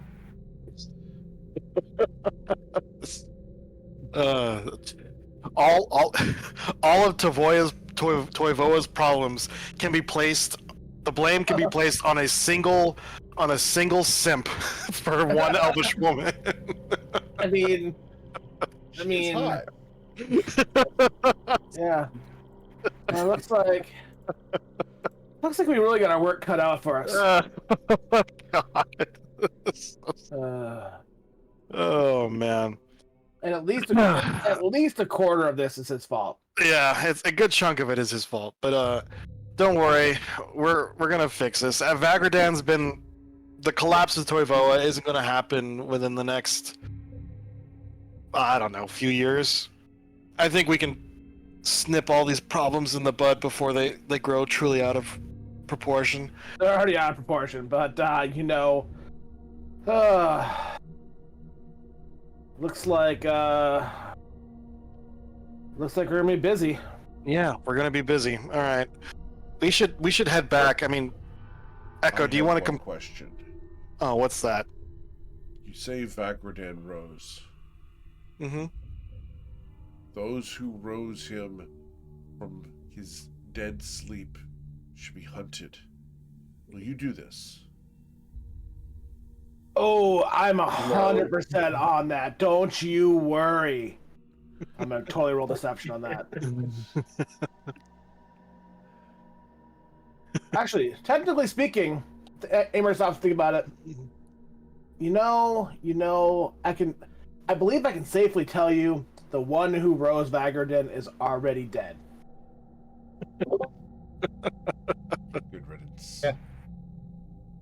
Yeah. She was a real piece of work. Yeah, she also caused an ecological disaster. I almost ate her. Sounds like a terrible, Excuse me? terrible person. Oh, I miss her. Amer kind of sighs. How did you know this right. person? New. Well, New. yeah, not the same as they were. Being dead. Well, She visits every once in a while. Yeah, I guess deadish. deadish. He It's- looks at you all. You are strange people. Are you just now coming to that conclusion? And kind of walks through everybody and puts his hand on Sumner's shoulder a little too hard, unmistakably kind of pushing him a little bit, and says, "If you're still alive, we'll tell you what happens." Yeah, I'll give you a little reason to live. Or if you hear about us being dead somewhere, then you can lose hope. But you still got like a few weeks of hope left. Don't worry. Brand's like walking out, like he's done. And besides, Averick could probably hold off Vagarden for a little while at the least. But yeah, we'll head on out. Okay. Once we get out of earshot of Sumner, she'll just say to the others, "Okay, well, the issue of the skulks, we can fix that by fixing everything else," which leads us back to our little to-do list. Well, there's several things we can do. There's that sword that apparently. Before you keep talking, Amer touches everyone and Oh, yeah. invokes the Amer talkie. Yeah, we never know who's listening. That's a good. For that's a good 10 point. hours. 10 hours of Amer. So It's a good marathon. I mean, if we're gonna kill Vagarden, I guess the next step is to look into that sword.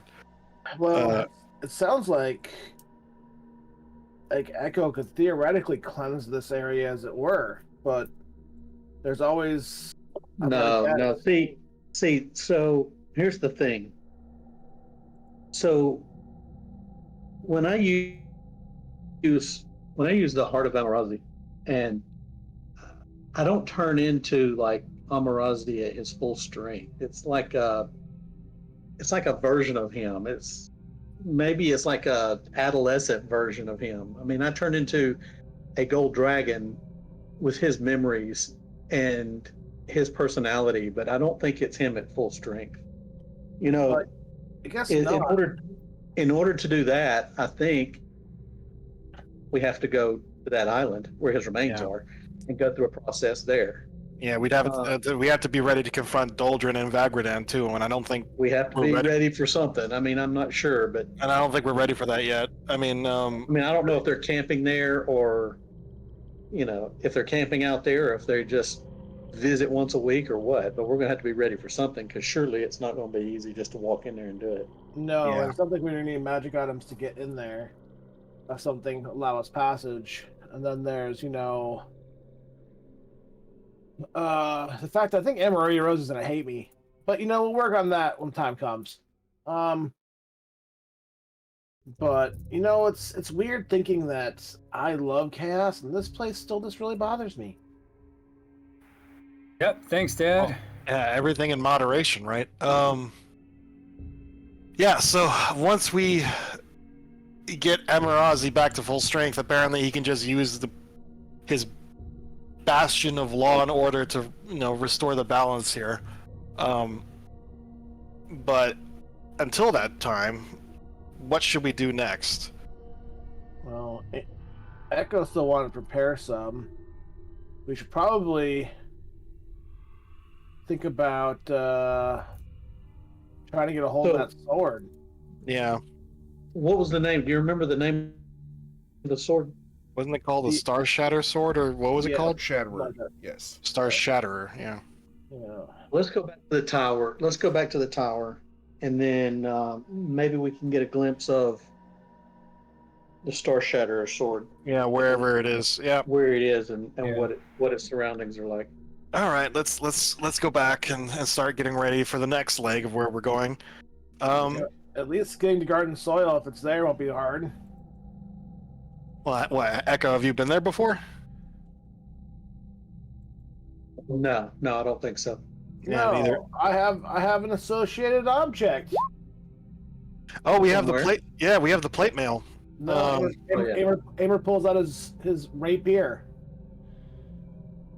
Oh yeah, Bickers from is This is crafted in garden soil. yeah. That's good to know. Let's, All right. I mean, let's we see if might that's- show up at We don't know everything.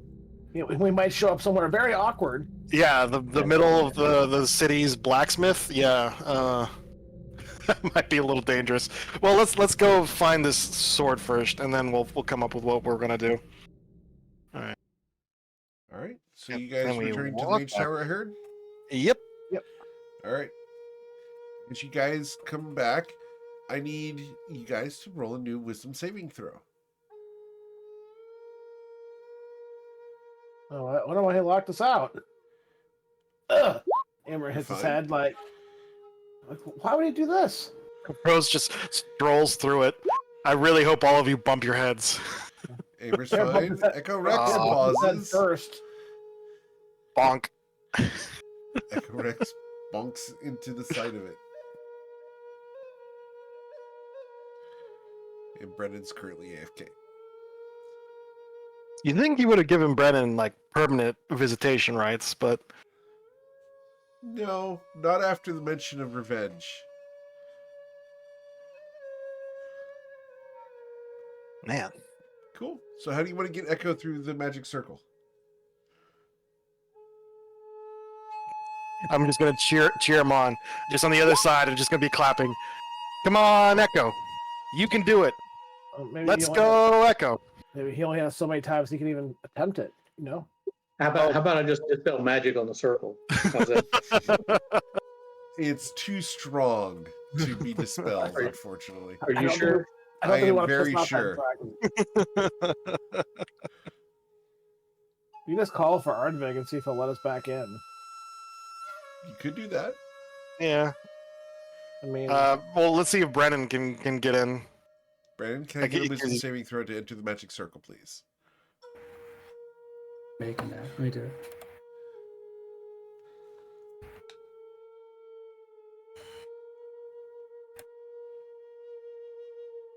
Hmm. So, Echo and Brendan are unable to enter at the moment. This is annoying. We'll go get Averick and see if he'll let you guys in. Wait It's a just a dragon. second. Let me check something real quick. Trying not to use any resources, but I guess I could. we can just literally just go ask him and let you in. Yeah, so I'll cast enhance abilities Okay. on myself and Brennan. Does that help saving throws? Yes. Oh no, is that right? It's just no, for I'm skills. sorry. Like Intellect Fortress. Okay. Yeah. Intellect That Fortress will will work. give us. Yeah. Yeah, that'll give us advantage. Cool. Let's get another check as you guys try to pass with the spell. Yeah. Oh man. Yeah, that's the reason I can't use the eye. See, I'm going to have to use an ASI. I'm going to have to use an ASI or a feat just to be able to use the eye of Kydron. Efficiency and wisdom saving throws.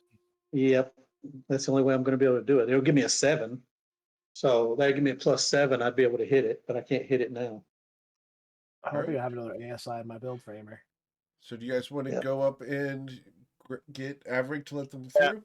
Yeah, Rose will just be like, hey, we'll just wait here. And Do you want me to get with you or keep an eye on these two? I mean, it's What are they gonna do? Like get in trouble? I think they're fine. It's not Oh, like please! I would love for something to attack me right now. Are you kidding? All right, I'll go with you. yeah. So Rose is gonna sprint Sure. over to Averick as fast as she can. It's about a mile, right, to the Yep. tower. I have no idea how fast she can do that, going Pretty quick. 180 feet per round. But Aimer It's tries to about follow you for 5 about minutes. 10 seconds, and then is like, "Yeah, no, I'm waiting here." All right. uh, So you're able to come out into the clearing at the bottom of the tower. Averick, we're back. The dragon looks down from on high and will come down.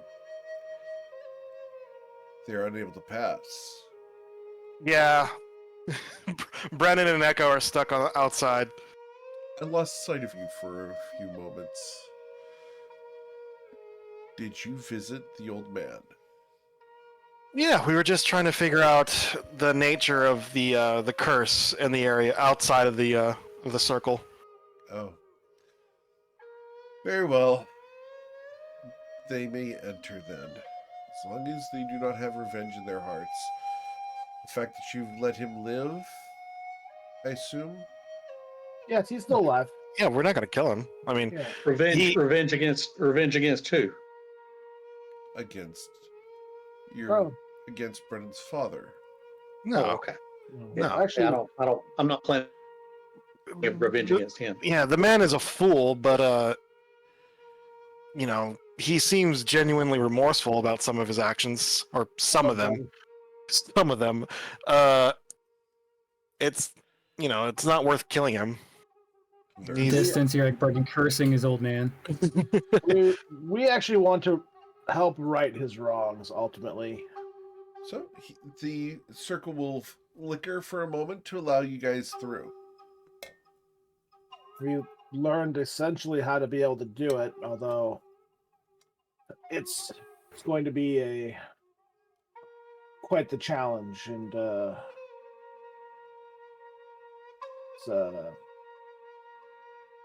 well, we can say we're putting it on our priority list. Very well. Oh my goodness. You guys can start walking towards the tower from the edge of the magic circle.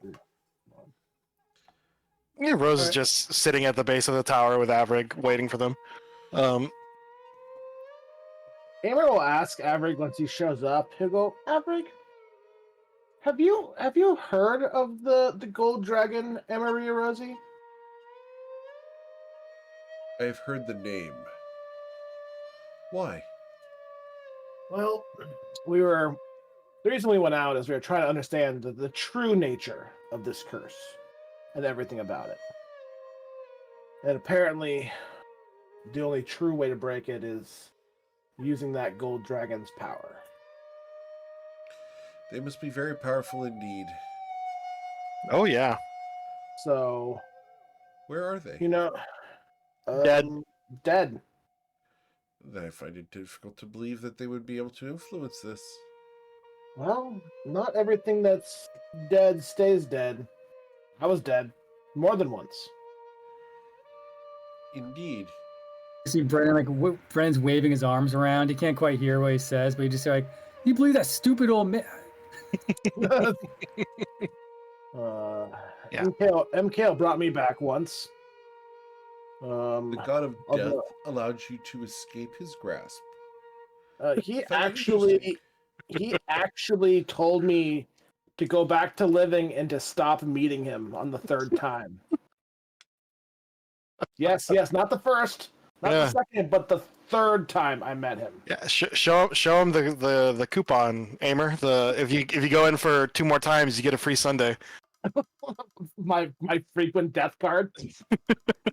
Well, one of them was you had spoken before about these negative emotions and things, and I do have some empathy for the old man, as I too was once fueled only by vengeance and made some bad decisions, and I was purged of that by MKL and restored to life by him. Interesting.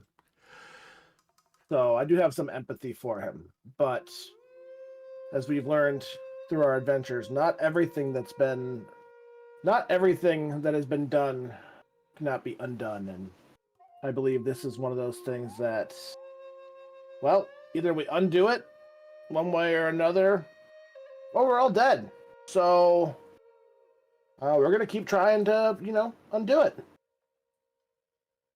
That is good. Yeah. I think this must be the Platinum Dragon's fault, Amer says to Sar. Platinum Dragon. Platinum Good. Dragon? The one, Not familiar. the one we freed from the crystal? Oh, him?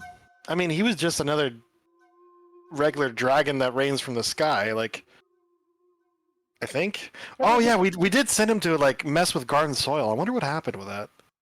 But it was more like, remember he looked at me and told me he saw the good in me and that I was going to do good things? I mean, I don't remember that, but I mean, I'm sure he was right. Oh. It's got to be his fault. Or you could do the thing, nothing is permanent, Amer. Everything changes, and that includes us. So maybe you're just changing for the better. There is no cause.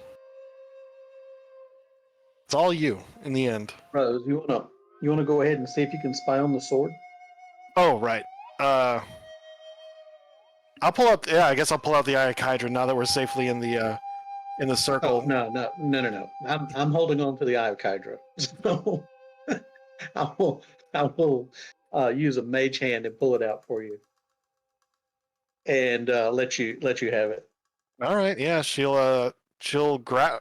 Well, first she'll drink the potion of advantage. So I only have one left after that. Sure. And then she'll touch the eye. Sure. All right. Okay, I passed. Awesome. So, And- what are we scrying upon? She is going to before she says it out loud over the intercom. She'll just say it's Star Shatterer, right? Star Shatterer. That's Star what we were Shatterer told. sword. That's what we were told, yes. Okay. Star Shatterer sword. All right. So she just says, "Eye of Kydron, show me the Star Shatterer sword." Okay. As you scry on the Star Shatterer's sword. Awesome. Your vision is going to be dark. You can see in the dark. I The sword is currently inside of a chest. And it is dark. The sensor is within 10 feet of it. And you can see that the chest is very ornate. It has 7 locks on it. They're complex and very, very, very ornately engraved with symbols of MKL. Ah, man. I wish Cecilia was here. She'd be able to tell me if these are the bad symbols or the good symbols. So yeah, just looking around the room. So I can't see the actual sword itself, but I'm assuming it's in the chest that the scrying sensor is focusing it's on. in the chest, correct. Okay. I'm just giving you the benefit of being able to see outside the chest because rules is written, you get to see the inside of a box. Yeah. Well, it says it's 10 feet away from the object or something like that, Within right? I 10 think feet, that's yeah. Oh, within 10 feet. Oh. So yeah, can I look around the room just to see, is it just like an ornate room or is there other things in the room? There are other things in the room. On one wall there is an urn. On the far wall there is a shield, and on the left wall there is a large box. And the box appears to have 7 sides, not the normal 9 or normal 8, sorry. Polyhedron box. It's a very fancy box. So, looking at the furnishings in this room, does it look Shuian? Like, very much so. Okay. Very, very much so.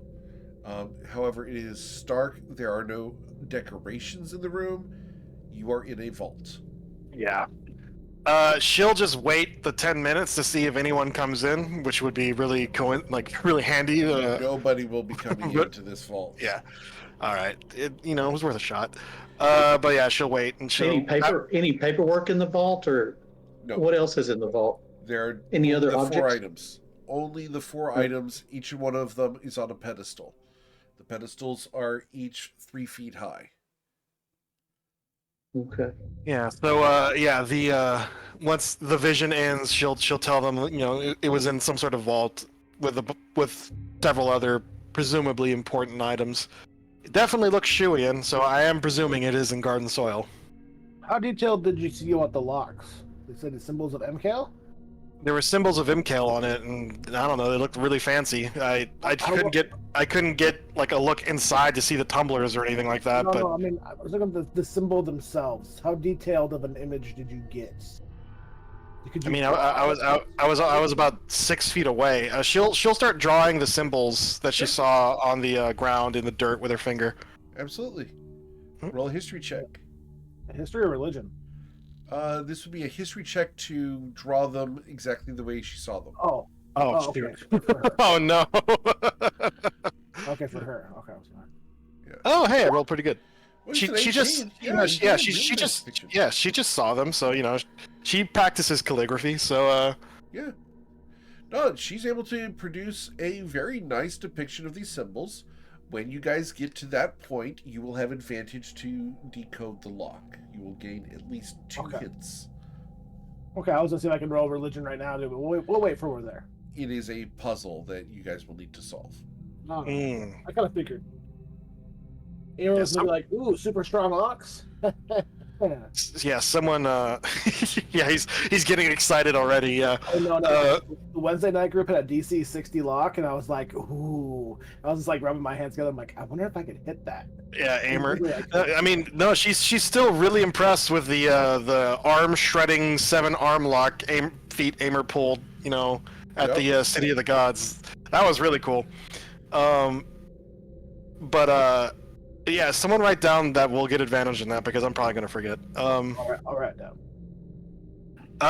Okay, but yeah, she just gives the eye back to Echo and just says, "Well, that's it." I mean, presumably it's in garden soil. But do we really want to teleport into the middle of garden soil? I think that would be bad for our health.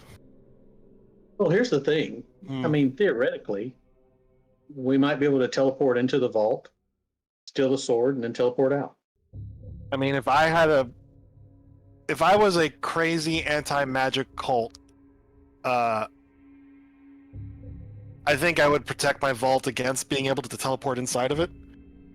We don't really have a Yeah, I guess so. We could give it a shot, though. I mean, you could see inside it, so we don't really know what any of it really looks like, though. Like those urns could be all over the place. Like that chest, like we have multiple chests. I mean, teleport getting locked inside of a vault. I mean, my idea was weren't you guys at a place that was kind of close to garden soil, like the Weeping City or something like that? I don't know if that was close to Garden Soul or not, was it? Garden Soil is an island. It's not that close. Closer than we are now. We are, but maybe a little bit closer. Yeah. I mean, yeah. How far north have you been in Shu, Echo? I mean, yeah. I mean, if you want to try to teleport into the actual room, sure. But you have to use the eye to do that, wouldn't you, to see it? Yeah, that's the trick. That's the reason I really need to be able to use the eye, is because I could there's a lot of stuff I could do if I could use the eye. Right now I can't use it. My wisdom's only a 2 plus 2. And, yeah, I can teach you if you'd like. You can teach me? Yeah. That'd be great. Do you know what the sound of one hand clapping is? I feel like I'm gonna be drooling on the carpet in a few minutes. Do what? The sound of one hand clapping. Yeah. Mm-hmm.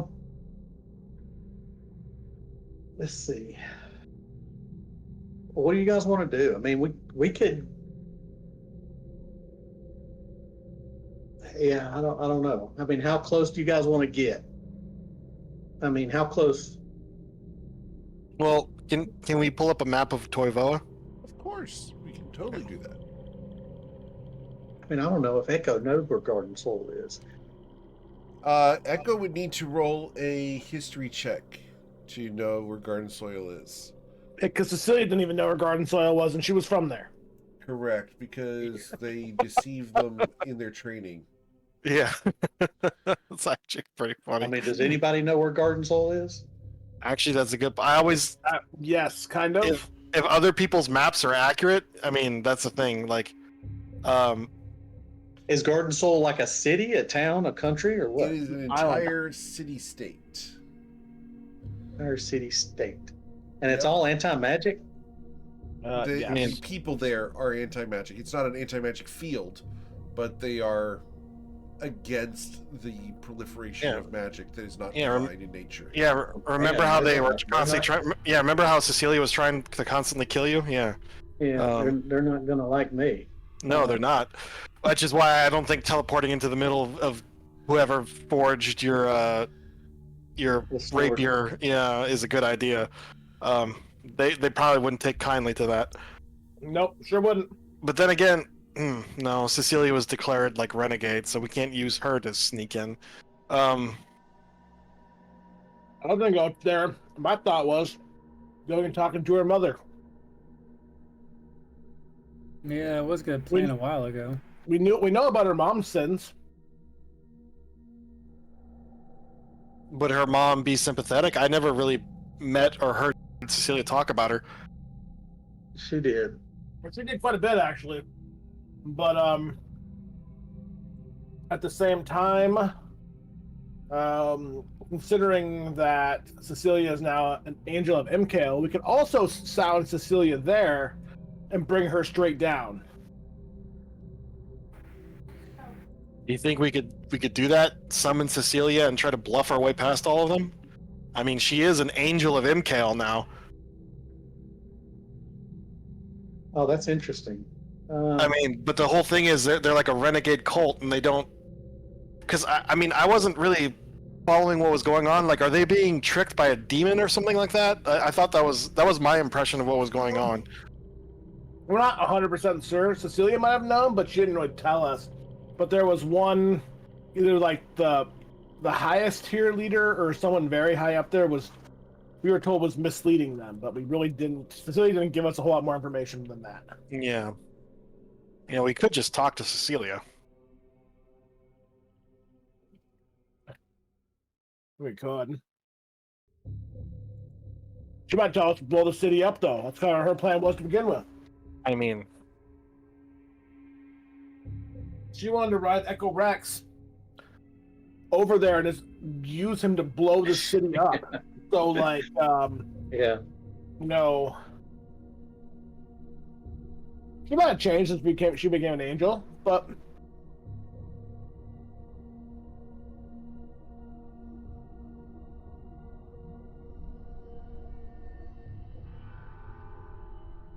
I wouldn't hold my breath. let's see. What are? Let me look at my group plans. Top secret, don't look.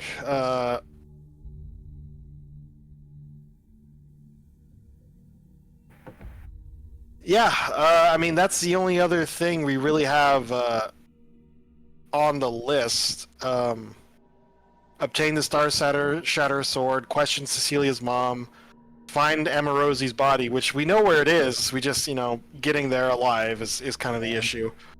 And then that's the only thing we really have to do. So, I mean, I think we should start pursuing this sword if we can't fix the problem here without Amarosi. Well, we do need to figure out how to get onto the island as well. That's, on our to-do list. I mean, So when we get there, it very well could be that we're going to need to fight Doldrin and Vagardan, but it's very interesting to know that Doldrin is Vagardan's child. yeah. I did not, or I guess spawn, I guess child wasn't necessarily the right term, but I didn't I didn't realize that at all. I mean, they're both black scaled and with green highlights, so I guess it kind of makes sense. I can see the family resemblance. So that raises the question: should we just head back to Nausea and book a boat towards Garden Soil? I mean, if it's a city-state, they presumably aren't so insular that they refuse all trade. No, they have trade. They bicker with the Protectorate, and have passage and things like that. We learned that from that crazy octopus lady. So, I mean, Cecilia was an absolute bitch too, and almost got us killed. But that's okay. Cecilia can almost get us killed whenever the hell she wants. I do it once or twice, and oh look, Amer's the worst person in the world. Oh look, we gotta shackle Amer. Oh look, here's your leash, Amer. yeah, I think our best bet, if we can't just teleport into the vault, is to start heading over there. Maybe soon Echo will gain the mental fortitude to be able to use the eye.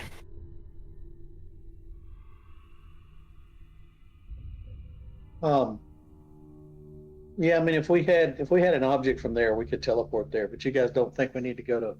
Well, You don't think we need to teleport into Garden Soul? Is what you're saying? we probably shouldn't show up, and I have no idea when exactly this sword was made, and I have no idea if that blacksmithing shop is still there. And what happens if we teleport and I'm in the forge, burning to death? Let's see. Other things we have. Bill. It's Amer, your BFF. Hey, sorry I died again, being burned alive in one of your forges. Yeah. So, I mean, we also have that Joseph plate mail. That's kind of in the same. Yeah, same boat. Yeah. Those are the only two objects we have from Garden Soil. You Yeah. know what? Let me dig through my packs. Let me see if I have anything. I mean, I have Cecilia's finger. I don't know if that would that counts. That was made. So hell. I mean, can we just trade for something that's produced there? Not nearly as funny. That's actually a good idea. I mean, if they trade, I mean, the best place to go would probably be some port and shoe, but I guess it doesn't hurt to check Nausea and see if we can't find anything that's made in Garden Soil. But like I said, they're extremely anti-magic. So if they see us teleport in, though, I guess we could just say Imkale teleported us, and they might believe us. Especially if we have an angel of Imkale, back us up on that. Yeah. Like a VIP card. Yeah. The thing is, they know Cecilia's gone rogue, so if they see her working for Imkale, they might just assume it's a lie and attack us on sight anyways.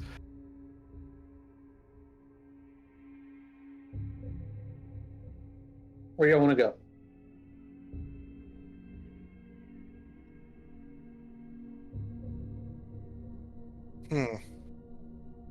I don't know. I mean, do we have to go to Garden Soil first? I mean, it's the only place we have, I think, where we can actually accomplish anything. So then we have to go to Nausea or something to trade an object, right? Is that the closest city? Well, I mean, in terms of booking a boat, we could probably book a boat there. See if it's one of the busiest ports on the continent. Just so you guys know, Garden Soil is located up here. Yeah. Nausea is down here.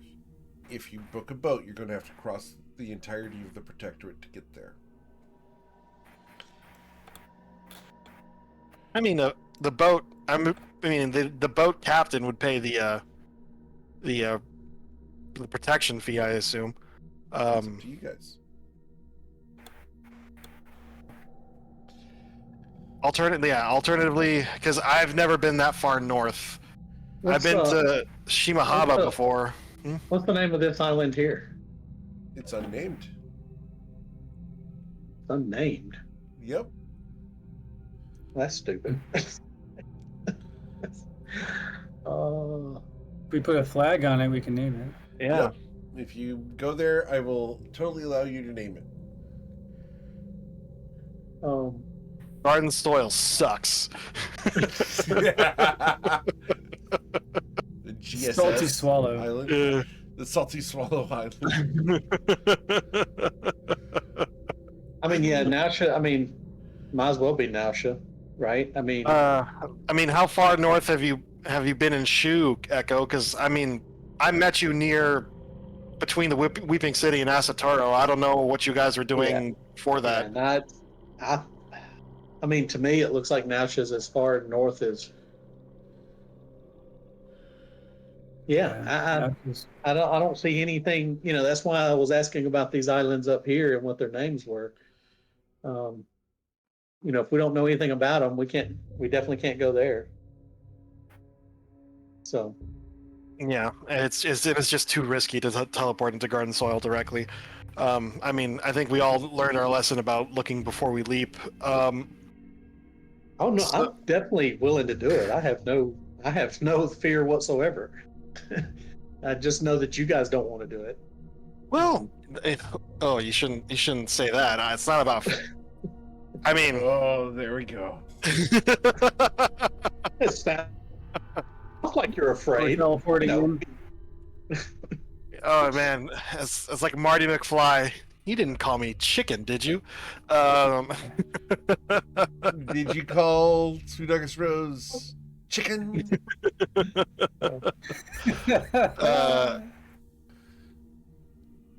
I mean, Echo? you guys. Do you want to teleport to Garden Soil? I don't have a problem doing it, but I know the other guys think it's a bad idea. It's probably a bad idea, but on the other hand, it could be pretty funny. Now, here's the thing, too. Hmm?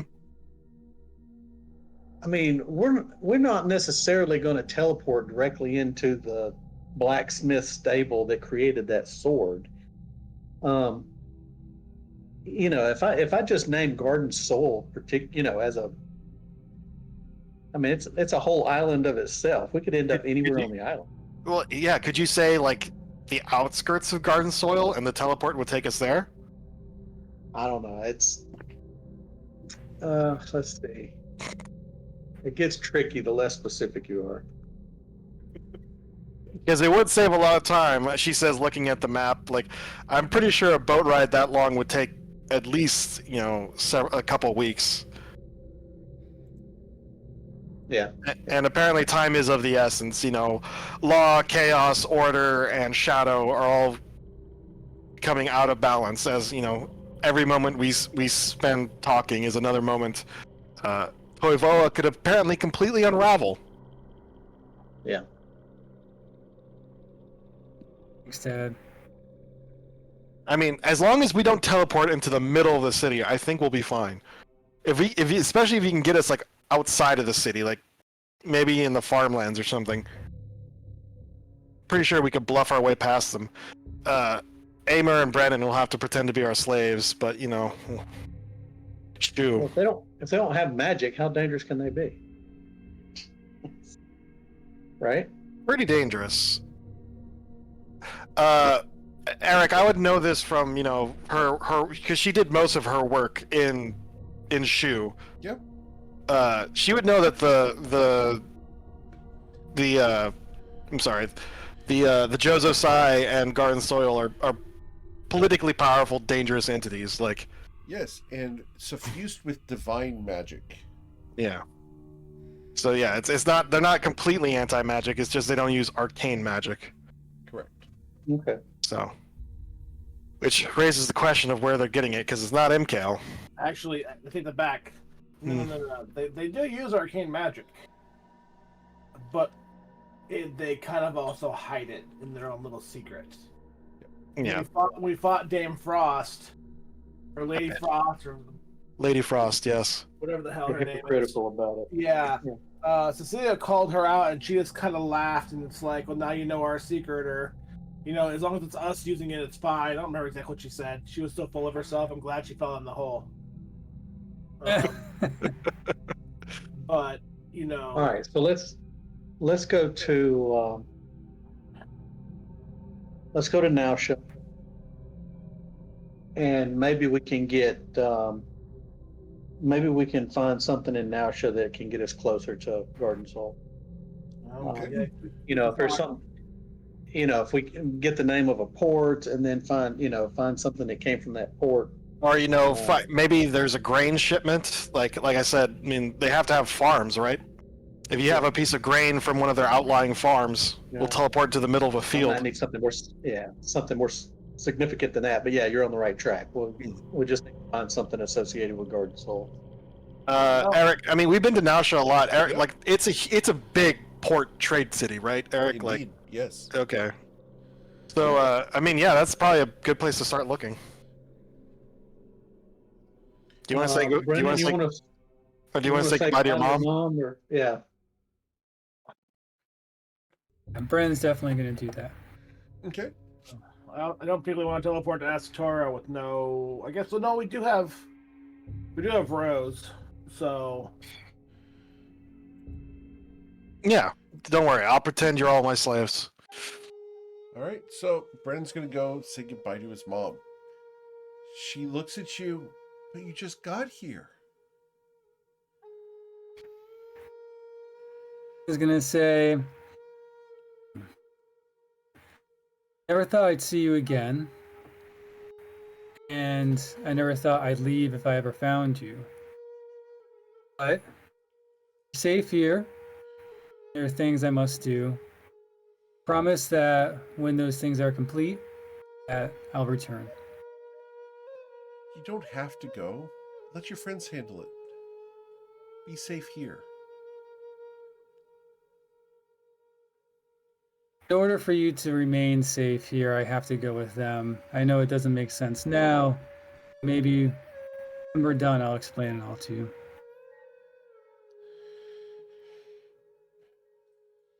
Okay.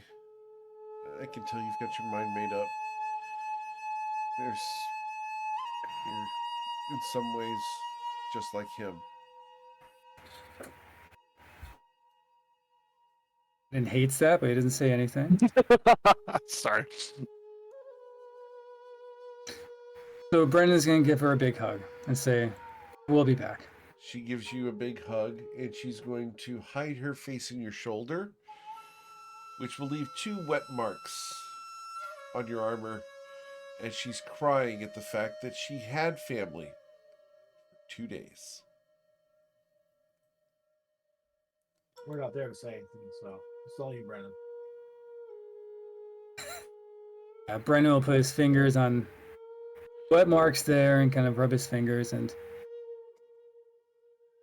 turn and walk away, but he is crying as well. He just doesn't want her to see. All right. As you walk away, the camera looks at her as she flops down in a chair, shaking her head. There's one thing I can never keep.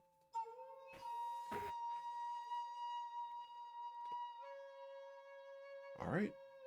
So you guys go up to the top of the tower where Averig Longtail is. Emer goes to Avrid and goes, "Hey, will you make sure Phelan knows that we're not gone forever here? We got to take care of a few things, but if there's anyone who can get it done and come back alive, it's us. So Very well. you're Be securing the cautious. tower. We're gonna secure the world so you can keep the tower safe." Do well. And be good. Emer hears that and he cringes a little bit because he's been so good. No such thing as good or evil, but okay. Averick, we're gonna teleport out, so if you would be so kind as to make sure we don't splatter against the edge of the magic circle or something. Of course. And he will create a space by encircling you. His tail forms a large barrier around you guys, and magical energy crackles around him. How much time do you need? Yeah, Echo doesn't need a lot of time. He'll go ahead and cast teleport. We're going to teleport to the Blue Cloaks teleport circle in the airship. You have no chance of failing. you teleport to Nausha. Wee. When the teleport ends, Aimer shows up. He goes, "Honey, I'm home." You hear a voice they're dragging from me. down the hall. Hello? Hello? Oh, Hi, Basil. Basil comes walking up. Oh, it's so nice to see you. So, how have you been? Welcome home. We've been good. We've been, tracking down the source of the attacks that happened here, and devising a plan to keep Nausha safe. Oh, excellent. It'd be nice to have some good, peaceful times here in town. When you're gone, we're not the same without you. Aimer sheds a little tear. I mean, What do you mean? What's been going on? Oh, well, normal ruffians and riffraff, you understand. We've done our best to keep them at bay and imprison those who have been more trouble than they're worth, you understand. Yeah, no, that's me sometimes. I get Nothing major, though. Nothing we couldn't handle. After all, we are better than they are. That's right, we are. He looks at you and claps his heels together and gives you a very minor bow. Aimer will clap his heel together and give a kind of an ostentatious salute because he can't do anything that serious. You know what I mean? all it took for Aimer to like the blue cloaks was getting their authority. No, it's that he got to be as smug as they are. Once he realized he could do that, that was like I'm home. Will you be here long? No, I don't know. probably not. Oh, We need to. Have Such a out of shame. curiosity, have any ships come in from Garden Soil lately? from Garden Soil? Oh dear. I wouldn't know. I don't really check where they're from. After all I really care about is the behavior of the people who disembark. Have you seen some really snobbish women Of wearing course. blue and white coming in? Blue and white? I'm afraid Yes. not. Okay. Over Well, red who is- and white, I have. Who is the dockmaster? You're speaking about Zrad the Maker. Oh yes, Rad. Red and white. So he would be keeping track of all the ships that are coming in and out of port. Generally, I would assume so. After all, he would need to as the harbor master, unless, of course, he's not getting something due to some illegal activities, which we try to squash as best we can, don't we? Absolutely, Aimer says with the most serious face his deception can muster. Hold on. That's very good. Absolutely. It's nice to have some law-abiding citizens in town. My judgment of ensuring that you joined the Blue Cloaks was not misplaced. You know, we will see Nausha safe. That's the last thing we Indeed. do. I'll save Nausha. Aimer salutes again and goes, "Well, off to the docks." And make sure that anybody who comes off the ships is confronted and ensured that they do not have any narcotics or ne'er-do-wells with them. You know, understand the type. Absolutely. Yes. By the way, just as a warning, there is a bugbear running around in Nausha, a small child one. I don't have the heart to kill it. But do keep an eye out. A It's child bugbear? indeed. Be cautious. You wouldn't want to get your feet stamped on. No, if that happens, I might kill it. Indeed. My boots, you know. I Right. understand. Let's go talk. What was his name again? I'm sorry. Zrad the Maker. The Maker. Let's Yes. let's see if we can't find him. He is one of those rare hobgoblins that is actually reputable. You will find him at the docks. He's nice. He's a nice guy. We've met him before. All right, let's go. Let's go talk to Zrad. All right. So you guys head out of the Blue Cloaks establishment and down towards the docks. Zrad is easy enough to find as he's the only hobgoblin on the docks. He stands in at 6'4" and has metal legs and a metal arm that hisses as he walks. Oh, I thought it was like a peg leg. I was like, oh man, he's got the triple stumps, but He does actually. well, yeah, but those are cool like prosthetic arms, not like just little stumpy peg legs, which would be funny. But Rose will approach Zrad and just ask him, "Excuse me, are there currently any ships from Garden Soil in port?" Yeah, 2 of them. Do you know their cargo? Yeah, one sec. And he goes over to a nearby building, opens the door. It's no more than 5 feet deep. It's little more than just protection for paperwork. Let's see here. The Avarice is carrying textiles in exchange for Luther, apparently. Delivery for Luther. You'll find them. And the Enigma. The Enigma is carrying stones and jewelry. Apparently that's for Oleodark over at the Black Diamond. Stones. I look over at Echo. Stones may have come from a quarry. That's probably not in the middle of the city. Yeah, that sounds pretty good. Well, have they already conducted the? I'm sorry, he was giving it to the jeweler, the dark elf jeweler in town. Daryl Oleodarks, who's supposed to come by and pick them up from the ship. Oh, they haven't been sold yet. Not yet. Oh, maybe we can just buy one rock off them real fast. I mean, I'm sure they have plenty.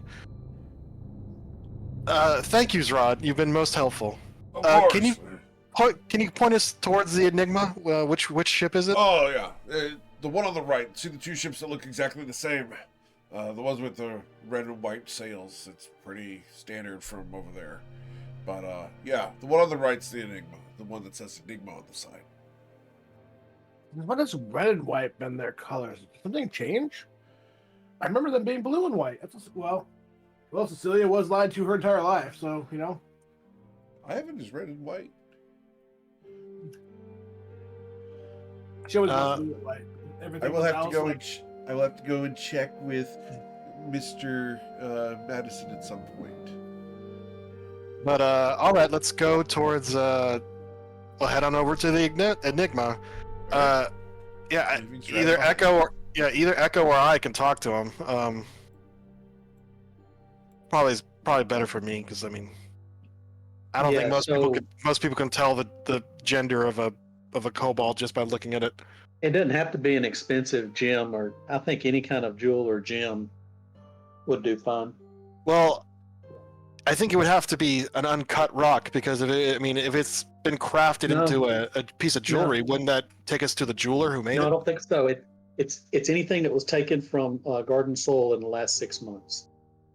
Oh shoot! Then that means the armor bicker wouldn't work. Huh? Funny. Okay. Well, yeah. Let's see if we can buy some real fast. Rose will approach the ship because she knows about their sexist attitudes. Yep. And she'll wave at one of the. Is there like a crewman or a captain or anything like that? There's a woman currently dressed in long red and white kimono that is overseeing other women on the ship. She has a very fancy katana at her belt, and she seems to be in charge. Oh, well, quickly, before we get into like line of sight of them, Rose will change her clothing from the kind of rest-in kind of clothing she was wearing to a more Stewian dress, because it's glamour to be able to change its appearance. Yep. So yeah, she'll change back into more Stewian appropriate dress with her staff, and she'll approach them. Okay. she'll just say, "Ma'am, are you the captain of this ship?" Yes. Can I help you? I think you can. You see, I'm from Shu, but I haven't been there in quite some time, and I heard you're carrying jewelry and stones from my home. You were quite informed. We do. I understand. We were speaking to the dockmaster, and I understand most of your inventory is being sold to a local trader here. But would there perhaps be any stones that I could buy for myself? I do like carving in my spare time. Roll a persuasion check, please, Sweet August Rose. Sure. I'm half decent at this. Don't forget to ask where they're from. Yeah. Exactly. Oh, okay. So with the 21, of course, come with me. And she's going to not turn away from you, but walk in a direction so that she can keep you in front of her at all times. Oh yeah. I'll turn to her and I just say, "Do you mind if my slaves accompany us?" She looks at them. They can remain on the docks or on the ship, but I do not wish for them to soil my cabin. Of course. I'll turn to them and just say imperiously, "Stay on the deck of the ship and don't move until I get back." We still have the walkie-talkie going, don't we? Yeah, it's Yes. 10 hours, I think. Yeah. Yeah, we got 10 hours. Yeah. Okay. Give me just a second. Hey, Oh, boats. shit. That's right. Okay, go ahead. Yeah. So yeah, Rose will follow the captain to see if she has anything for sale. Okay. As you walk into the cabin, it's opulently furnished. Everything is bolted down so that it won't slide in a storm. But she smiles graciously as you enter, and she steps towards her desk. The shipment, of course, is private for Miss Oleodark. Of However, course. I do my own trading as well. You saw stones, and you are from where exactly? I'm from the mountains west of Asatoro. Ah, I'm afraid I don't have stones from the mountains, but I do have some from the capital. You have any from Garden Soil? Of course. What capital did you think I spoke of? I'm sorry. Of course. I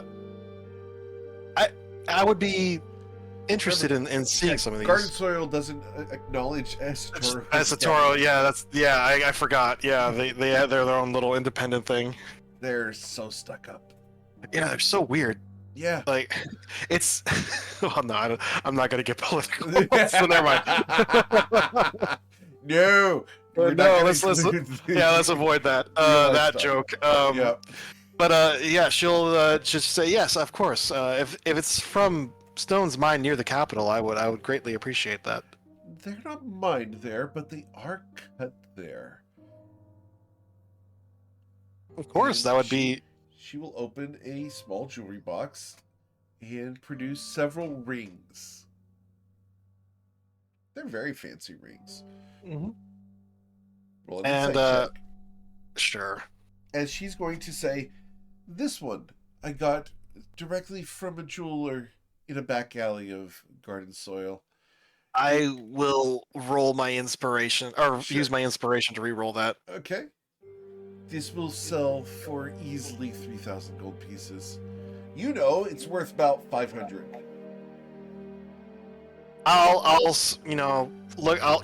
She'll pick up the ring and examine it. Like, what kind of stone is it? Is it like a diamond, a ruby? Like, It or... looks like a diamond. It's not. And with your high insight, you know it's not. But the ring, all it needs is stone. But the ring itself is nice craftsmanship. It's Yeah. worth like 500-ish gold. Total. Between the total. semi-precious gem and the ring itself, it's worth 500 gold, not worth 3,000 gold at all. Yeah, and she still has to make a profit. Okay. Rose will just smile and look at the ring and just say, "Oh, 3,000 is a bit steep for me, but how does 650 sound?" My goodness, you insult me. I couldn't possibly part with it for less than 2,400. She looks at the woman and just say, "Ma'am, I wasn't born yesterday. This isn't worth anything close to 1,000 gold. We both know it's worth about 500. I'll give you 700. You'll make, what is that? About 30% profit on that? Roll a On this persuasion ring? check.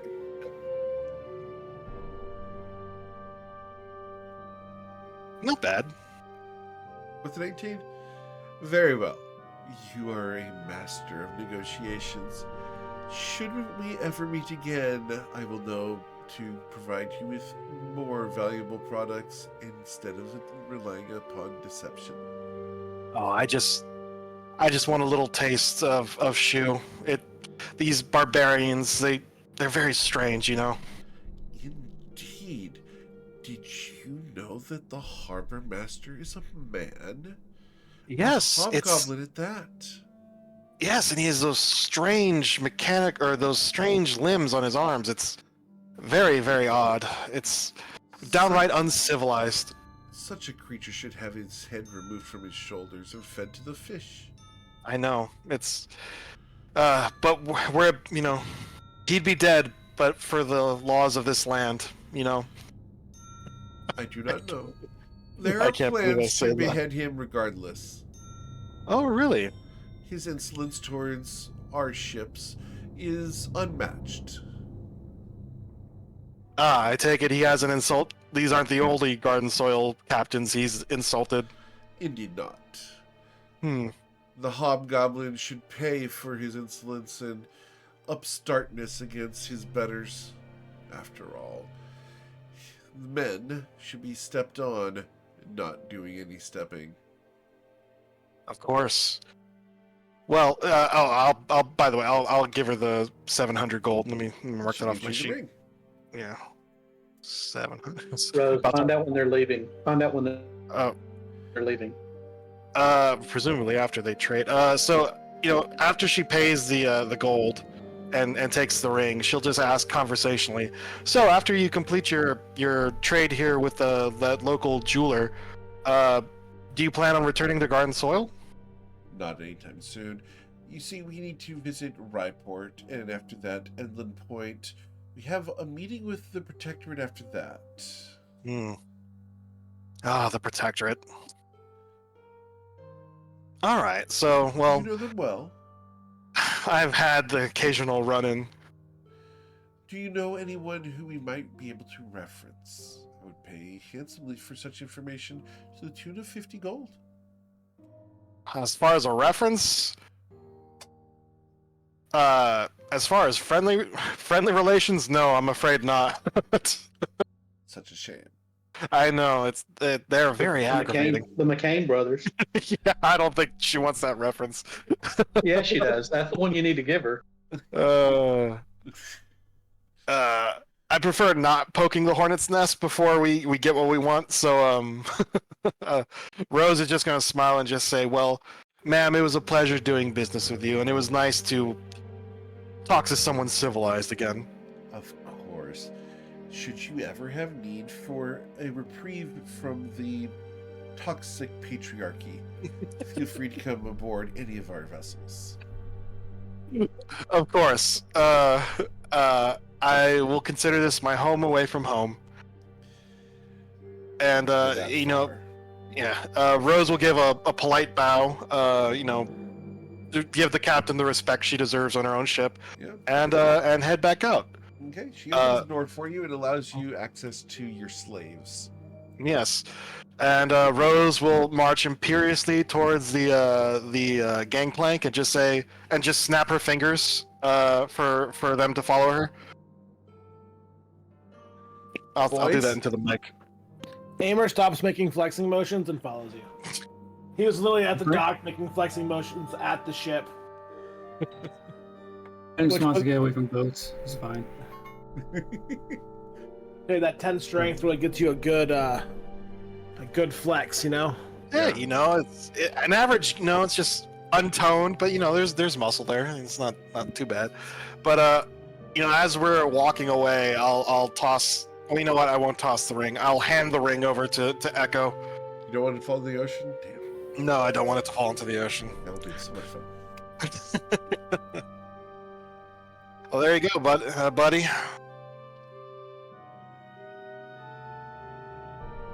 When do you want to leave? I'm sorry, I couldn't hear that. You were breaking up. Yeah, when do you want to leave?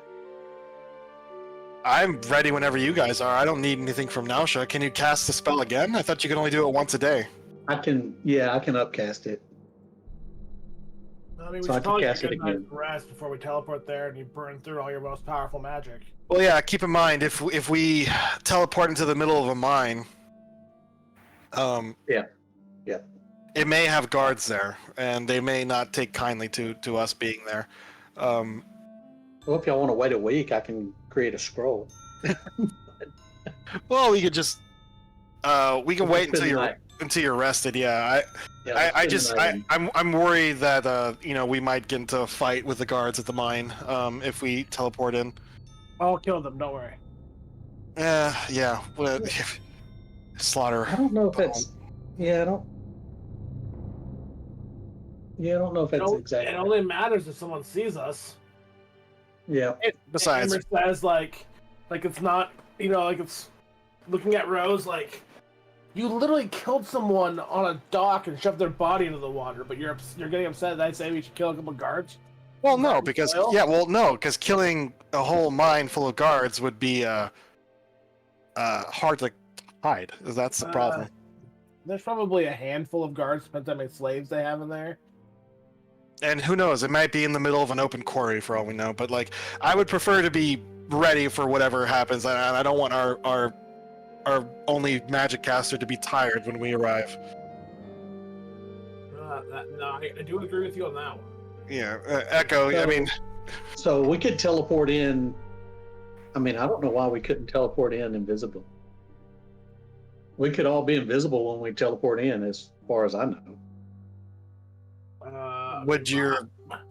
we arrive in a giant ball of fire. Would that be invisible?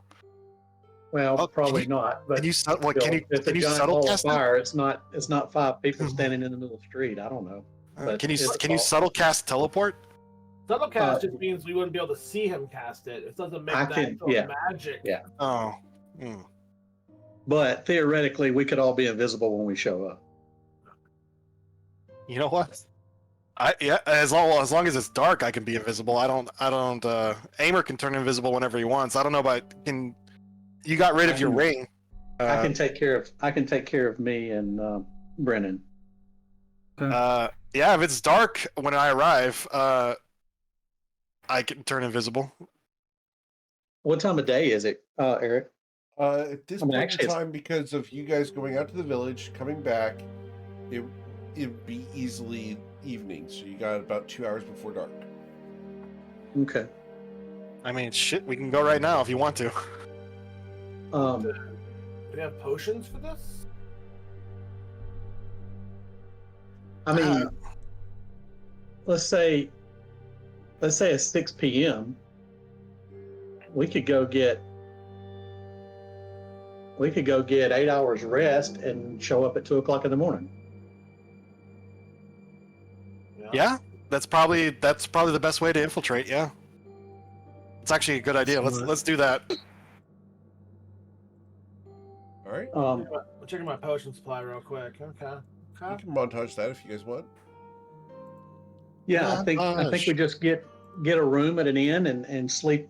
Get about 8 hours of rest, and then after that we'll teleport. Well, we'll prepare to teleport. Yeah. Okay. So scratch 1 gold off your character sheets as you pay Alright. through the room. It's free for me. It's free for you. I'm a He member loves of the- saying that. I'm a member of the consortium now. That's true. You're also a member of the Blue Cloaks. Yep. Chaos is a very interesting thing. If you don't do actual chaotic things, it's not as much fun. All right. Can I buy a couple potions before we go? Sure. You can run past. You can montage that.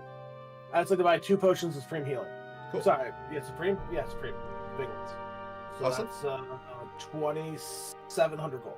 Yes, sir. Not a problem. I want to be a little extra prepared potion-wise. Yep. All right, let's do this. Yeah. All right. So when we wake up, Aimer, we need to do your walkie-talkie, That's fine. and then so go ahead and do that. Okay, I'll roll it now, I guess. You're stuck with Aimer for 4 hours. All right. Yeah, You guys. it's the middle of the night, so Rose will go invisible. Aimer goes in. I guess Aimer goes invisible, and then I'm going to twin cast greater invisibility on me and Brennan. All right. Can you cast spells while invisible? Yep. With that, I just want to make sure that I don't know about that one. With greater invisibility, you can. Yeah, it doesn't break if he does anything, which is right. I forgot how awesome that spell is. bullshit. And if we if there's no one around to see the fireball, like we could just walk out of there. So we'll see. Yeah. I mean, it's 2 in the morning. They should all be asleep. And so I cast teleport using the ring, and we're going to go to Garden Soil. All right. We go to Garden Soil. Hopefully. No, Nope, the guaranteed. I didn't know if that ring was actually from Garden and Soil or not, because you know what I mean? Like, That was the only thing I was worried about. Yeah. yeah, Right. you never truly know. As you arrive, you are in a dark room. There are rice paper walls. You are standing on tatami mats. There's a small counter off to the side, and you see racks where tools once were. It might just be that the place is closed, but you are in a jewelry workshop. Well, and there's no one in the room right now. Nobody in the room right now. All right, should- Rose will do a hand sign and cast Pass Without a Trace. Yeah, let's just leave. Aimer, can you get the front door for us? I will check the front door for locks. I'm gonna guess people still lock the door here. There are no locks. Is it just one of those slide doors? It is a sliding door. I'm gonna check the slide to make sure there's nothing. Roll your investigation check. Yeah, Yeah, no no, you alarm got- spells or anything like that cast on it. Okay. Let's see. Investigation, please.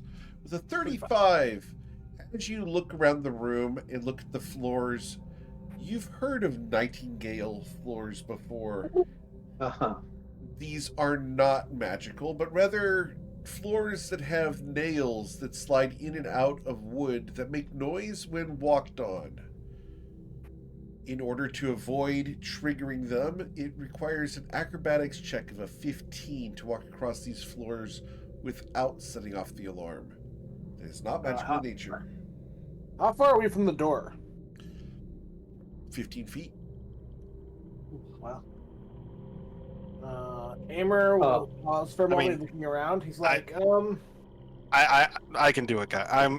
I literally trained to be No. able to avoid these floors. yes, it's everyone else. You Well- guys don't walk on the floors.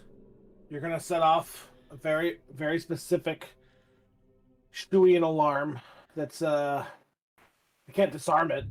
To crawl into the whole floor. I'm not a carpenter, but you have to walk very, very carefully. Like, Rose, do you still have silence? I thought you cast silence one time. Oh, I can absolutely cast silence. We'll do that. Oh, but it's fun being able. There's a whole technique to doing it, to walking across these floors without setting them off. Just to prove that she will walk across the floor. You said it's a DC 15. Acrobatics, yes, please. I have a plus 15, so I'm pretty sure she literally can't fail. So she does it. She just walks across, gets to the door. She realizes there may be an alarm on the door, but she is going to then do a hand sign and just make a cutting motion, and all the sound goes away. She's going to cast silence. Cool. The only person who knows you did that is Echo Rex. Well, she'll start talking, and she can't hear. You can't hear anything. So the only Yeah. person who can see this is Echo Rex, unless you use Oh, yeah, 'cause- Ambertaki. Oh, that's right. We're invisible. I forgot. Yeah, we're all I invisible. completely forgot. Look, I have Zen things on my mind. Can't always be perfectly in the present. Over the mental walkie-talkie, she'll just say, "Okay, there is no sound in this room anymore." Well, hurry up with the door because Brennan and I only have a minute. I'll look at the. I mean, I don't want to open the door because I'm worried there might be a spell on it. Hammer will come over to the door. Hold on. Okay. With the 28, there is no spell on the door. It is a Alright. mundane That, door. that, All right. that was my acrobatics, but Oh. walk over there because I'm still Yeah. being crafty. But my minimum investigation is a 26. So Okay. So yeah, there Amber is slides no the door trap open. on the door. You get the impression that there isn't a lot of crime here. All right. Rose will open the door and just say, "Come on, let's go." You see the door slide open on its own. Okay. As the door opens, you guys can see out into this dark city street. There are red lanterns up and down the street, and in the distance there is a woman walking with a pet at her side. It looks like a displacer beast, except instead of black, it is crimson red. And one of the tentacles turns in your direction. The creature itself doesn't, but the tentacle hovers for a moment. The woman pauses and looks in your direction. Seeing nothing, she continues on. Fun. So, Rose, how Hmm? outsiders? I mean, how welcome are foreigners here? I don't know. How much are we going to stand? I know we're going to stand out. How much are we going to stand out? I don't know. I've never been to Garden Soil. She says as she's looking around curiously. I think Cecilia is the one you want to ask about that. Your answer is a lot. Yeah. They're mostly human here. Pretty much look with disdain at any other race. At men. It's not a good time. The only real interaction I've had with Garden Soil is, I had the occasional clash with a Jozo Psi member, during my heyday. But I've never actually been here. I just know there are a bunch of crazy anti-magic assassins. Yeah. Okay.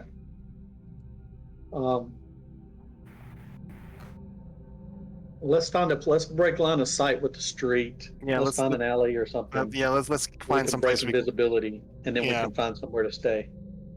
I mean, so let's just find a relatively dark alley or something. Yeah, that's a good idea. Let's go. Find some place to stay. Yeah, skulk. Let's. I believe Yeah, we're the skulkers now. Yeah. Yeah, pretty much. But where are we gonna stay at? We're good at them. These people are pretty xenophobic, from what I know. I'm pretty sure they don't allow outsiders. But I don't know. Maybe we can summon Cecilia, and she could tell us everything we need to know about this place. Yeah, I was thinking we probably end up doing that, but let's see if we can rent a room without calling Cecilia, just so we can rent a room. That's pretty valuable resource to waste if we don't have to. All right. Well, we can try. I mean, looking at the street, there's armed patrols. Is there any late night a nightlife, anything like that? No. No. So if I say we're in Garden Soil at 2:00 in the morning, and you think the guards let us in? Us. I don't think We can, be like, hey, travelers. We could use the mansion. In one of these alleyways, I guess, and then come out during the day. Might have to risk. Well, I think that's the thing. If we come out during the day, would be stand out and be questioned. I mean, alternatively, we can just do the opposite and use the mansion to hide during the day, and then use the night to sneak around and try to find this sword or Cecilia's mom or whoever we're looking for. I would like an insight check from Sweet August Rose. There we go. Hey. The 28, that Crimson Beast was able to detect the magic that was behind them. At that distance, they were able to determine that there was a magical effect behind them that it was interested in. The patroller is actively going around seeking magic users. Yeah, so it would probably detect the portal. I mean, we could do something. Open would be a problem. Yeah, we could probably do something sneaky, like how far away was it when it detected the magic? 60 feet. Oh, well, that's simple. Echo, there's nothing stopping you from opening the mansion 90 feet in the air, is there? No. So all we have to do is, climb to one of these top of these roofs, and we can use the mansion up there. As long as they don't have a beast like on the top floor, I think it should be fine. Burglary? That's a creative solution, not gonna lie. They won't be able to detect the portal, and we could stay there during the day, and hopefully we'll be able to scout out this place during the night. Because, I mean, you remember Cecilia back before we educated her, and Yeah. by garden soil standards, she was almost a pacifist, from what I understand. What? I don't remember. Cecilia used to talk about her mom, but I don't remember what her mom's name was. Do you? It's the same. She has the same name. It's Cecilia. Cecilia Evangeline Credence the Credence. First. Yeah, Credence Clearwater the First. Yeah. And she was revived. Sorry.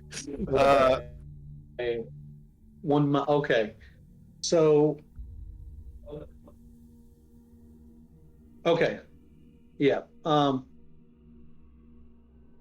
How do we get Brennan? How do we get Brennan and the rest of you guys up there? I can get me and Brennan up there to the portal. How are you guys going to get up there? I mean, if we He go can to the walk, top, can't he? yeah, he can walk up to. I'm saying like we use it. We go to the top of one of these roofs and use it up there. Yeah. And yeah, I look at. You can fly, and then Amer and I can pretty easily climb up there. I can teleport. Yeah, I can climb. Yeah. Okay. So the thing is, this is a whole city. We don't know where Cecilia's mom is, or even what she looks like. I'm gonna guess she looks pretty similar to Cecilia. Probably, yeah, but I mean, I don't want to go door to door searching for this woman. I mean, Well, I know. think I think I know how to find. I think I know how to find her. Her mom's supposed to be here in Garden Soul. Is that right? I don't know. I've never met Cecilia's mom. Last we knew, yes. She was a member of like some council or something. I don't remember the exact details. Yeah. Eric. This is not Brennan. Okay. Her name was Cecilia Evangeline Credence. Evangeline Credence. Yeah. Okay. So I'm going to subtly cast clairvoyance to look for Cecilia Evangeline Clarence. The first.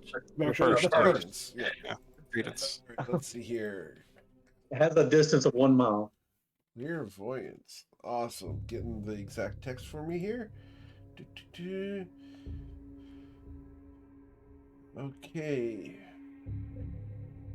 So, within a location familiar to you, or in an obvious location that's unfamiliar to you? Oh, location. I can't scry on a person. We'd have to use Scrying the is for eyeball. people. This is for locations. Okay, the location is wherever Evangeline Clearwater is. Yeah. Nice try. Besides, even if you did do that, it'd probably just show you the inside of a room of one of these buildings. We don't know which one. Unless we can operate in this city, we're not going to find her. I mean, like Just I said, we going could, door to door in the middle of the night, walking through the the I mean, alley. we do have a direct line to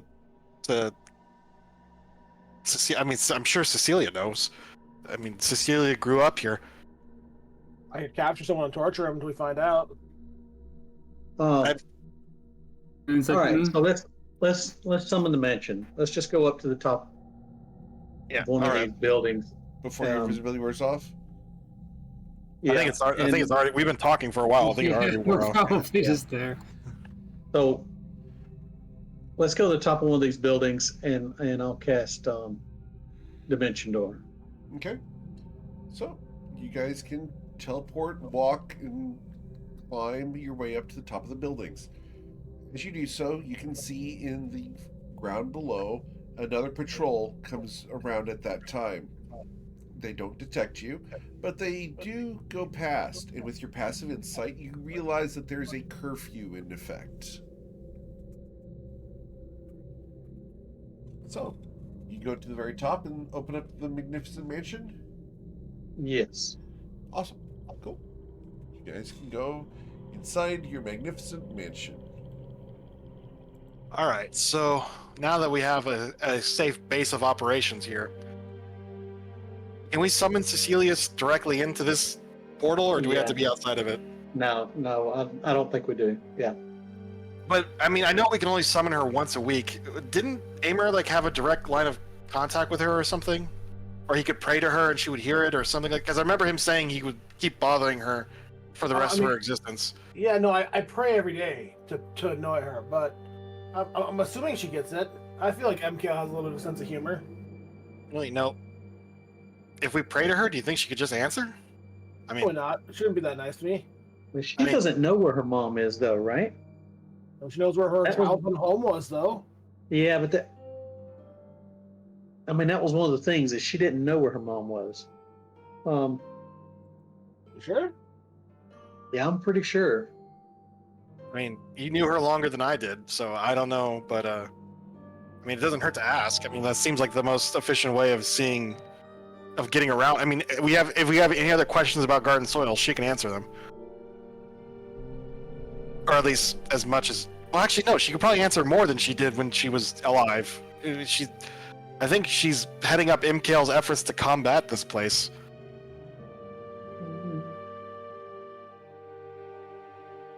Okay. I'll blow the horn and I'll call Cecilia. All right. Oh. Cool. We can talk to her. Awesome. And as I am going to try to get Cecilia here to talk to you guys, I'm going to ask us to end for here tonight. And we'll come back next week to continue the adventures of the Spirit's End Fellowship.